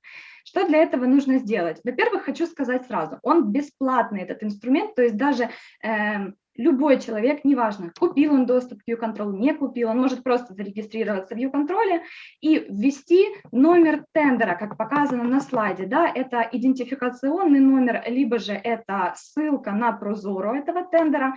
И дальше, кликнув «Проверить», он сможет увидеть, нашло ли совпадение по участникам с определенными критериями, по которым мы проверяем. Вот как в нашем случае, например, антимонопольный комитет Украины ранее выписывал, тут могут быть небольшие ошибки в английском, если что, извините, там ранее выписывал штрафы уже Укрбудмонтаж. Точно так же Укрбудмонтаж был признан банкротом, и также у него есть долги перед государством. То есть эти критерии максимально быстро, за 1 минуту человек может выявить. Что это позволяет? Это позволяет не искать во множестве реестров, не проверять законодательно, а как же там, какую еще норму он мог нарушить, что там произошло не так, да? Единственное, что нужно будет, конечно, проверить, это наличие документов, потому что мы знаем случаи, когда там определенных документов не подал участник тендера.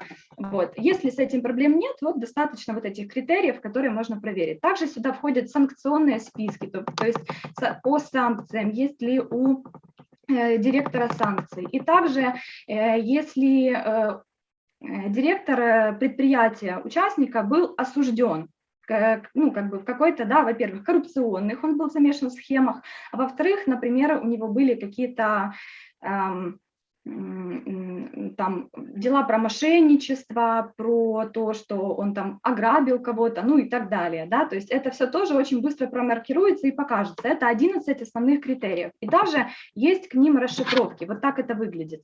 То есть вот была ли замешана сама компания в коррупции, был ли замешан человек, который непосредственно представляет компанию на тендере в коррупции и так далее. То есть там всего 11 критериев, и вот это вам тоже пример, как можно было бы автоматизировать и ускорить. Да? Вместо множества часов работы вы раз в одном едином месте быстренько раз и проверили. Это упрощает процесс, и думаю, это и помогает сделать закупки более прозрачными, потому что больше не становится вопроса о том, как мне заметить нарушение. Я это могу сделать очень быстро, буквально в несколько кликов. Вот. Что еще? Последнее, что хотела бы добавить, что благодаря этому у нас на сегодня уже 13 тысяч расследований, проведенных с помощью YouControl, и в целом это победа не YouControl, это победа открытых данных, это значит, что они становятся более популярными, поэтому я очень рада сегодня присутствовать на этом мероприятии, потому что много раз прозвучала тема открытых данных, насколько они актуальны, я верю в то, что в ваших странах, в нашей стране они продолжат развиваться, вот, и государство нас в этом только поддержит. Да, спасибо. Спасибо большое, Вероника. Действительно, сервис, который, наверное, большинство самых громких расследований в Украине были проделаны благодаря вашей поддержке, благодаря YouControl. И мы надеемся, что такого рода сервисы на самом деле будут интегрированы в систему государственных закупок, да, потому что я имею в виду вот такие проверки автоматические, потому что идеальная картина мира – это не просто диджитализация каких-то бумажных процессов, а упрощение работы в том числе и закупщика, и поставщика, и минимизация рисков, что называется, by design. Можно я еще дополню последнее, забыла сказать. Друзья, я забыла презентовать еще один инструмент, который мы делаем на зарубеж. Я очень коротко скажу. Тут Россия, Украина, Беларусь и Кыргызстан, если я правильно вижу. Да. Вот, Кыргызстан, что это такое? Это быстрое выявление ПЭПов, то есть национальных публичных деятелей, связь их с компаниями в этих странах, вот, то есть между собой вот эти вот линки, да, связи, вот. Это такая новая наша фича, мы сейчас только занимаемся разработкой. Если я слышала сегодня запросы о том, что некоторые хотят и у себя тоже автоматизировать проверку закупок или выявление аффилированных лиц, вы можете тоже обратиться, будем очень рады сотрудничеству, там сейчас в чате могут появиться контакты, мы даже готовы дать на тест наш продукт, чтобы вы сказали, что улучшить, и можем даже с вами партнериться, интегрироваться и так далее. Да. Отличная возможность. Спасибо большое, Вероника. Не только возможности в Украине предоставляете и за рубежом. Мы сейчас тоже разрабатываем модуль аналитики как BI Prozoro в Казахстане, и я уверен, что было бы здорово интегрировать, как и в случае Украины, да, аналитические инструменты с вашими сервисами для того, чтобы помогать гражданскому обществу и журналистов идентифицировать какие-то злоупотребления и так далее. Ну и пробуем еще раз, Константин, с тобой. Попробуй, если у тебя презентация уже работает, то показывай слайды. Попытка номер 48. Попытка не прошла, поэтому давай я попробую тебе помочь. Спасибо. Так, простите. Угу. Очень странно, столкнулся впервые с такой проблемой, но это хорошая примета. Отлично, спасибо. Коллеги, возвращаюсь к моему рассказу. Наша организация – это пациентская организация, объединение людей, которые работают ради того, чтобы люди жили долго и счастливо. И мы начинали с того, что просто помогали, некоторая группа людей помогала друг другу для того, чтобы просто сохранить здоровье и не умереть. И постепенно мы поняли, что сохранение жизни, качество жизни, доступность лечения, они выходят далеко за круг вообще взаимопомощи. И для этого нужно изменять политики, нужно адвокатировать увеличение бюджетов, нужно искать различные возможности для того, чтобы существующие бюджеты тратились эффективно. Для этого нужно создавать различные условия для того, чтобы люди из уязвимых категорий были экономически защищены и обладали различными возможностями для того, чтобы реализовать свой потенциал. И поэтому на сегодняшний день организация занимается широким спектром вещей. Мы продолжаем оказывать непосредственно прямые услуги для пациентов уязвимых к ВИЧ, туберкулезу, гепатиту. Мы работаем во всех пенитенциарных учреждениях в Республике Молдова. Мы участвуем в разработке различных политик, которые прямо или косвенно влияют на категории наших благополучателей. Мы развиваем различные электронные инструменты в сфере здравоохранения, поддерживаем, адвокатируем различные классные инициативы. И у нас даже есть мини-ферма для обеспечения устойчивости услуг некоммерческой организации, но это отдельная история, наверное, отдельный рассказ. Наше взаимодействие как гражданское общество с властями имеет длинную историю, и есть очень несколько интересных примеров. В 2013 году, видите фотографию, это в том году мы помогли обнаружить эффект Пиноккио в Министерстве здравоохранения. Вы знаете, что Пиноккио, когда обманывал, у него рос нос. И вот Министерство здравоохранения обещало в тот момент взять определенные финансовые обязательства за увеличение бюджета для лечения ВИЧ. Они вовремя не исполняли свои обязательства, и мы решили им помочь. Мы подарили им пилу для того, чтобы они вовремя подпиливали свой нос, когда он вырастает. Далее в 2013 году также мы создали условия для первого публичного обращения ВИЧ-позитивного ребенка в Молдове. Благодаря этой гражданской акции мы смогли добиться того, чтобы каждый ВИЧ-положительный ребенок получал от государства дотацию, и у государства был выбор либо идти против этого требования, либо стать партнером, и уже в рамках этой пресс-конференции мы смогли декларировать, мы смогли сказать, что все, государство берет ответственность, и каждый ВИЧ-положительный ребенок в Молдове получает до 18 лет поддержку от государства. Далее, в 2014 году мы, к сожалению, обнаружили, на тот момент уже появилось лечение от гепатита С, это было дорогостоящее лечение, но также параллельно с этим появились генерические препараты современного ряда. И, к сожалению, наше государство на тот момент вместо того, чтобы покупать современные препараты по более доступной цене, покупали более дорогие препараты. На тот момент потребность в лечении состояла около 5000 человек в год. Но бюджет, так как он расходовался таким методом, он покрывал только 300 пациентов. Мы вступали в переговоры, они долго ни к чему не приводили, и мы организовали очень такую яркую акцию. Мы объединили сообщество пациентов, и мы устроили похороны с оркестром, с обиванием гробов, и мы так обратили внимание Министерства здравоохранения, то, что мы им подарили молоток и сказали, что вот своими действиями или бездействиями они забивают гвозди в гробы людям. В результате гражданских усилий, обращения внимания к этой проблеме, в очень скором времени мы начали вместо 12 тысяч за курс лечения закупать курс лечения за $70. Это в огромной пропорции была снижена цена. И вместо 300 пациентов мы могли покрыть уже 11 тысяч. В 2015 году мы обратили внимание депутатов, что принятие закона, неправильного закона в контексте здравоохранения, в контексте табачной реформы может сократить не только жизнь людей, но и их мандат также. И уже в 2020 году вы видите на этой фотографии, это здание парламента, это уже такой достаточно значимый символ, что власти Молдовы стали партнером.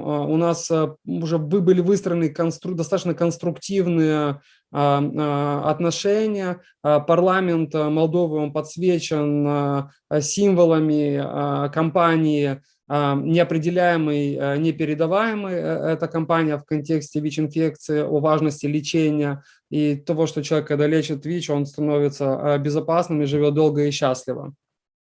На основании этого опыта уже конструктивных и не очень конструктивных взаимоотношений с властями мы вошли в период COVID-19. COVID-19, наверное, вот этот период пандемии, он являлся достаточно значимым таким катализатором для различных процессов в контексте оцифровки различных процессов, в контексте понимания важности расходов на здравоохранение, понимания важности эффективности и много-много-много таких компонентов. Когда мы зашли в период пандемии, очень важно несколько фактов, наверное. Право на здоровье по опросам населения занимало первое место. Территория Молдовы наблюдается замороженный конфликт в Приднестровском регионе, частая политическая нестабильность, частая смена власти. И, к сожалению, несмотря на то, что в Молдове есть достаточно классная современная система, эффективная система государственных закупок м-тендер, к сожалению, по определенным причинам в 2019 году, до того, как началась пандемия, медицинские закупки были выведены из системы м-тендер. Вот в таком контексте мы зашли в пандемию. Как началась пандемия, всем государствам нужно было быстро реагировать на сложившуюся ситуацию для того, чтобы обеспечивать граждан, медицинский персонал необходимым оборудованием, необходимыми средствами профилактики. Для этого были приняты различные решения, которые в той или иной мере, с одной стороны, они облегчили возможности для закупок, для действий властей, но с другой стороны, они повысили определенные риски ошибок, неэффективного использования средств. И, как пример из таких мер были подняты пороги для прямых закупок. максимально, были упрощены процедуры закупок. Мы также было выявлено, что было очень слабое планирование, и власти не всегда знали, сколько чего нужно было закупать. И еще в определенный момент централизованное закупочное агентство в здравоохранении приняло решение, что вообще оферты принимаются по имейлу. Просто вот по имейлу можно было отправлять оферты. Это была критическая ситуация, и она требовала внимания и вмешательства гражданского общества. В очень короткий период гражданское общество смогло мобилизоваться в Республике Молдова. Нам удалось объединить усилия более 30 организаций, общественных организаций. Мы начали делать общественные заявления, мы начали обращать внимание на проблемы, мы привлекали средства массовой информации. Как результаты, в очень сжатые сроки нам удалось отменить это решение о приеме оферт в конвертах. Нам удалось благодаря поддержке властей добиться того, что все контракты были открыты, и при поддержке OCP мы очень быстро выстроили электронный инструмент, платформу Tender Health, которая позволила анализировать и мониторить те контракты, которые государство заключало для противодействия пандемии COVID. Механизм был очень простой. Мы взаимодействовали с Центром по закупкам. При поддержке Минздрава они передавали данные чистились, уточнялись и загружались на платформу. В результате всего анализа было выявлено, что одни и те же медицинские препараты в один и тот же срок могли закупаться по различным ценам. Цены доходили до 300% разницы на один и тот же продукт. Мы рапортировали об этих случаях в средствах массовой информации и сообщали органам власти, которые ответственны за мониторинг закупок. Кроме того, пандемия COVID, она стала определенным катализатором для внедрения различных решений. Медицинские закупки, они вернулись в электронную систему M-Tender. Благодаря поддержке Open Contracting Partnership и взаимодействию со всеми властями в Молдове был запущен модуль аналитики, который на сегодняшний момент позволяет очень быстро и достаточно эффективно анализировать данные из прозрачной электронной системы закупок M-Tender.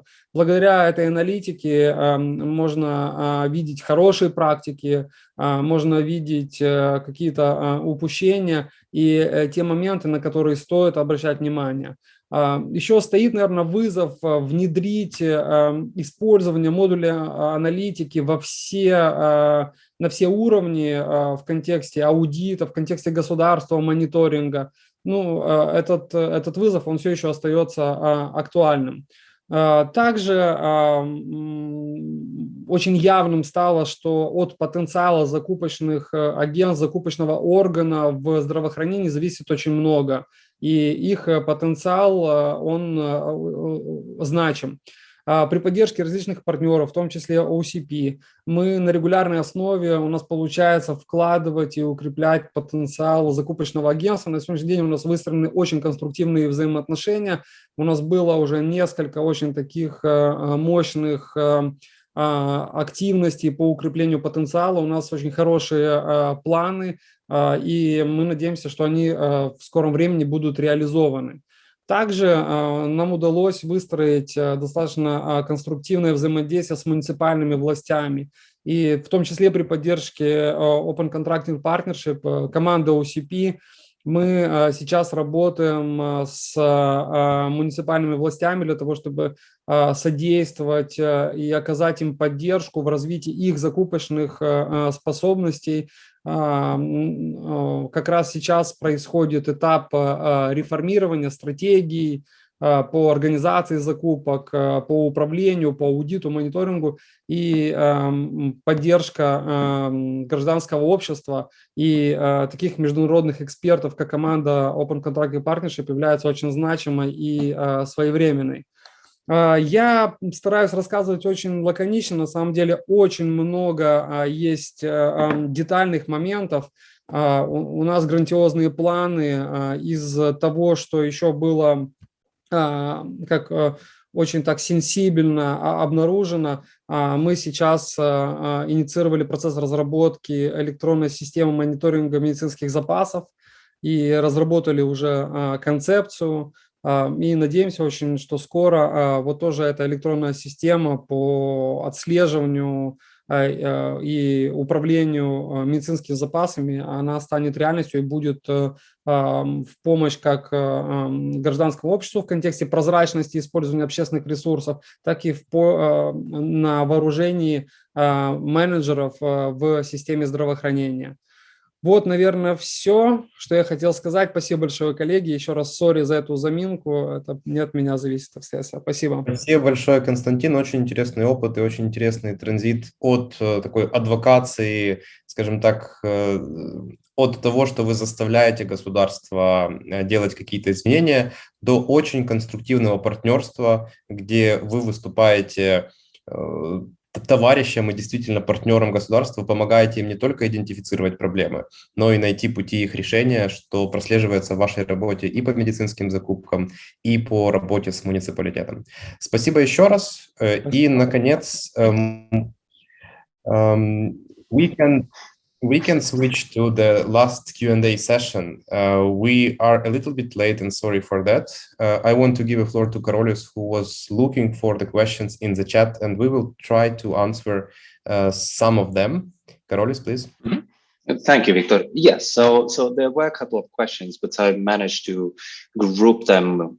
So we'll bring up a couple of people just to address the series of questions grouped together. So first of all, there were 3 or 4 questions around simple, can we learn more about you? So there was about Prozoro and somebody wanting to learn more about Prozoro, about OCP modules, EBRD programs. So the message there is simple: reach out to us. We'll put you in touch with the right people. We'll send you information that you want to know about open contracting data standards or about any of the tools you heard today. And we are very happy to put you in touch to learn more. So that, I hope, at least, answers that bunch of questions.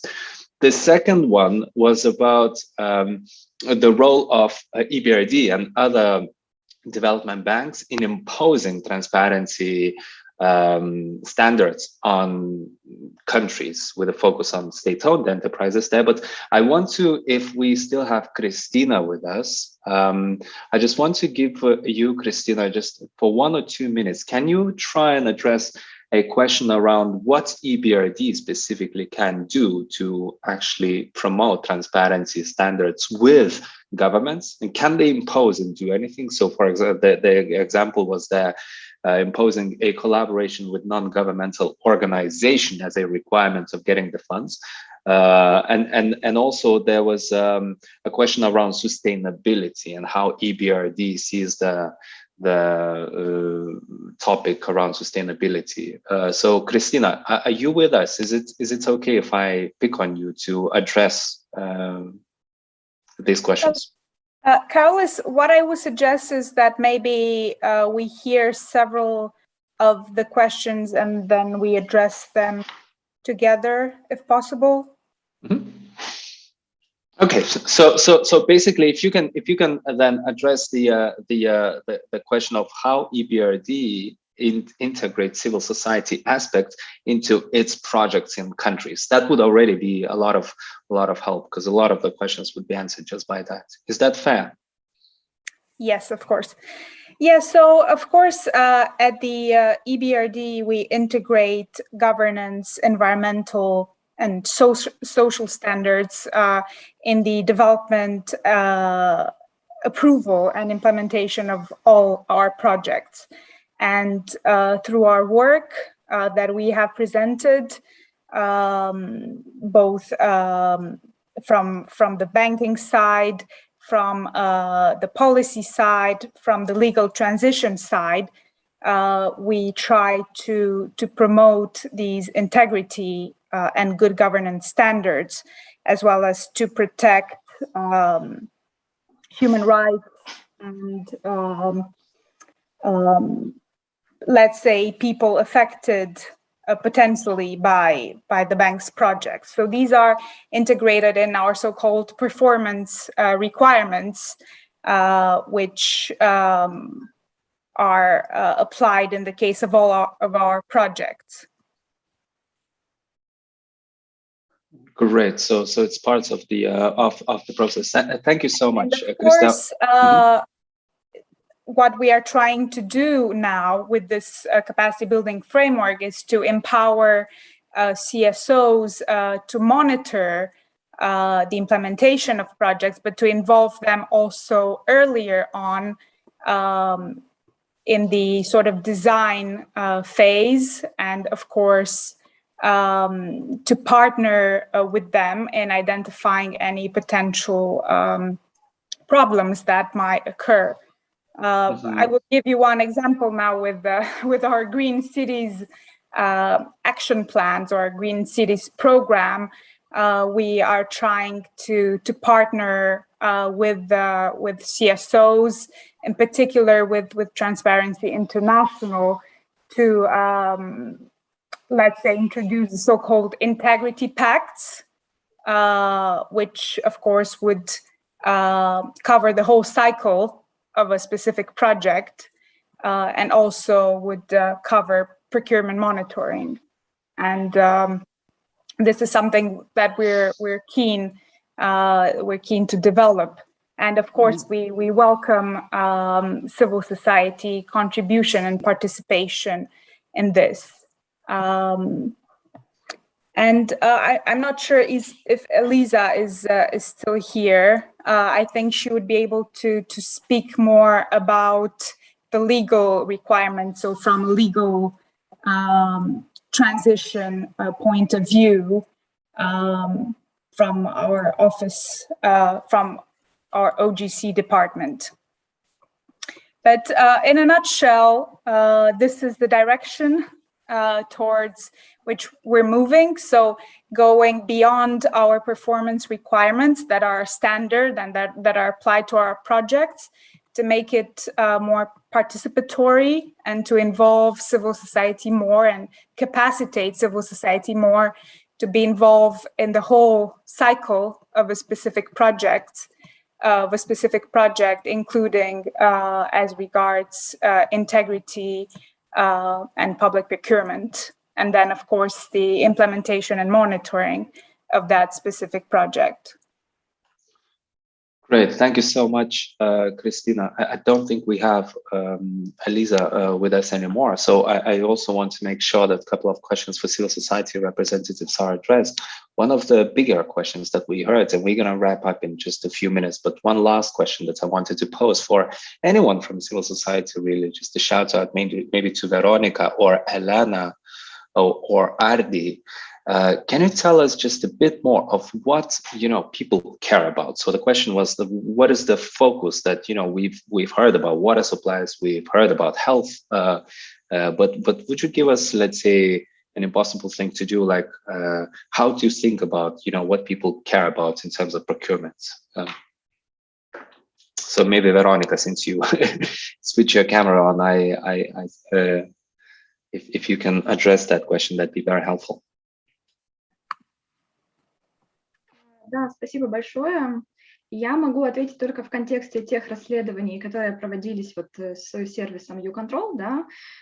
Если говорить о опыте Украины, мы можем заметить большую активность в сфере строительства дорог, например. То есть те инициативы, которые сейчас активно развиваются государством, именно эти инициативы чаще всего и проверяются гражданским обществом. То есть это там может быть автотранспорт дальше, это может быть вопрос о тендерах там на строительство школ, да, то есть такие какие-то вещи, которые интересуют каждого. И также сюда относятся коронавирусные закупки, да, связанные как бы с пандемией, потому что очень менялось законодательство в этот период, и в принципе в этом направлении очень много было проверок, и в том числе выявлено определенных неточностей или каких-то там схем во время проведения таких закупок, и, соответственно, были приняты меры, в том числе и государством. Вот. Ну, это такое короткое такое вот резюме. Это исходя из тех расследований, за которыми я слежу, а я регулярно мониторю расследования разных расследователей из Украины. Вот. И вижу, что вот Константин тоже уже поднимает руку. Видимо, я его натолкнула на какую-то мысль. Before we give the floor to Konstantin, also I have an additional question to you that we see in the chat about retaliation to NGOs. So if you can, for using information, are there any risks really or threats towards NGOs to actually doing that type of work? So if you have any thoughts there, you would be very to offer that too. Konstantin? Да, окей. Хотел, может быть, вернуться тоже к предыдущему вопросу и провести такую тонкую линию между гражданами и прозрачностью в закупках, там меньшее количество коррупционных различных расследований. Это вопрос доверия, да, и мы очень явно столкнулись сейчас в период пандемии COVID, что, наверное, наиболее эффективным инструментом для противодействия пандемии является профилактика и вакцинация. И доверие граждан к вакцинации, оно напрямую зависело, мы заметили, мы обратили на это внимание, напрямую зависело от действий властей. Чем более прозрачны были действия, чем были более предсказуемые решения, чем были более обоснованы расходы, затраты, закупки, тем более граждане доверяли тем рекомендациям, тому плану в здравоохранении. И это касается, наверное, не только вопросов COVID-19, очень много различных есть коммуникабельных заболеваний, где очень важно взаимодействие пациентов и властей, гражданского общества и властей. И прозрачность, эффективность в закупках является важнейшим инструментом для построения вот такого взаимодействия. По поводу последствий и какого-то там, например, давления со стороны власти, наверное, нам повезло, и Республика Молдова, а может быть, сама чувствительность вопроса жизни пациентов, мы никогда, наверное, не сталкивались с какими-либо угрозами в этом направлении, потому что всегда аргумент о жизни и здоровье людей, он был наверху всего, и несмотря на различные там сложности и проблемы, это было значимо. Для этого мы всегда заручались общественной поддержкой, мы привлекали средства массовой информации для того, чтобы все такие процессы, они происходили в прозрачной плоскости.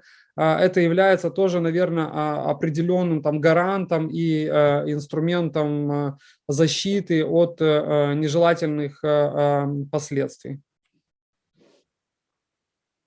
Спасибо. Konstantin, before I give the floor to Elena for the last contribution, can I ask you, because I know that you have a very interesting sustainability model and there is a question around sustainability of CSO work in the field, so to go beyond direct funding of CSOs, for example, would you offer any thoughts around how to build CSO engagement that's a bit more sustainable than direct granting, for example?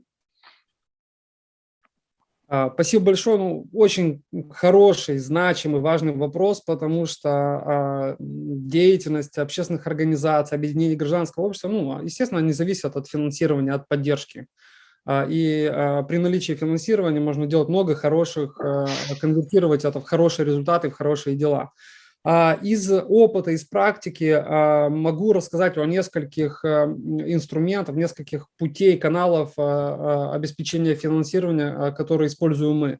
Во-первых, в Молдове существует закон о 2%, где каждый налогоплательщик при декларировании своих доходов за год, они могут перенаправить 2% от своих налогов любой общественной организации, просто указав в декларации ее идентификационный номер. И чем больше доверия к общественным организациям, тем больше количество людей они могут перенаправлять средства. Это раз. Из нашего опыта у нас, я рассказывал вначале, у нас есть опыт, когда некоммерческие организации, гражданское общество начинают заниматься социальным бизнесом для того, чтобы поддерживать свои социальные цели или какие-то определенные там сервисы и услуги на базе гражданского общества. Ну, пример, это наша организация, у нас развита мини-ферма, у нас есть перепелиные продукты, есть молочные продукты. Мы сейчас начнем делать мороженое, а средства, которые выручены от этой деятельности, они поддерживают те сервисы, те услуги, которые мы внедряем на базе нашей организации. И также являются платформой для обучения, для того, чтобы люди из более уязвимых категорий получали какую-то экономическую защищенность, достаточно много преимуществ. Еще один инструмент – это финансирование на уровне, как на национальном уровне, так и на муниципальном уровне. Иногда в странах недооценивают, что муниципальные бюджеты, они могут также содействовать устойчивости организаций. И у нас хорошая практика, уже второй год подряд муниципия Кишинев выделяет ресурсы в рамках муниципальной программы по ВИЧ-СПИДу, ее раньше не было. Мы адвокатировали, вместе разработали, создали ее, они выделяют вот уже второй год подряд ресурсы для того, чтобы поддерживать определенные там важные активности и мероприятия в этой среде. Еще один инструмент – это закупка услуг у некоммерческих организаций. Наверное, в странах Восточной Европы, Центральной Азии этот процесс догоняют уже более развитые страны, но из нашего опыта нам удавалось тоже создавать стандарты услуг, регламенты и потом получать государственное финансирование на различную деятельность. И, наверное, заключительный момент, который тоже считаю очень важным, это когда гражданское общество отслеживает расходы, ресурсы, которые тратит государство, и содействует тому, чтобы получились более эффективные закупки. В результате этого получается экономия. Да, вот есть запланированные деньги, есть деньги, которые потратило государство. Если она сделала это эффективно, провела эти закупки честно, справедливо, при конкуренции, все получилось хорошо, хорошее техническое задание, появилась экономия. И вот использование, ребюджетирование этих экономий на различные другие дефицитные линии, это тоже является очень важным инструментом. Пока что в нашей стране это происходит в ручном режиме, когда мы понимаем, что есть экономия от закупки, и там при помощи писем, обращений, взаимодействия с государственными партнерами, они перенаправляются на какие-то полезные тоже статьи расходов. Но мы работаем над тем, чтобы этот инструмент, он был институционализирован. Окей, да. Окей. Хорошо, спасибо, всего доброго. Yes, sorry, Konstantin. I'm just catching, myself thinking that we could have a separate conference on these topics because each and every CSO or NGO deals with these issues. So maybe that's something for the Open Contracting Partnership together with EBRD to address separately, because this is such an important, huge question, and you clearly have a lot of experience. I promised to give a floor to Elena for the last comment. Batma, I will have to apologize. We are running way too late. So Elena, if you can just offer a very quick comment, that'd be great. Yeah, thanks for this. I'll just underline what a recent comment in the chat was also saying. A very unfortunate experience we had last year was that one of the local authorities, actually the local police, was so upset with the fact that we've written about their procurement during the pandemic, even though we used the official e-procurement website and open data, that they sued us for and they requested 1 million euros. But besides the huge amount of money, what they requested is that the court prohibit us to ever write about their past or future procurement. So the issue of contracting, the issue of procurement is still very sensitive, and some authorities are reacting in this way.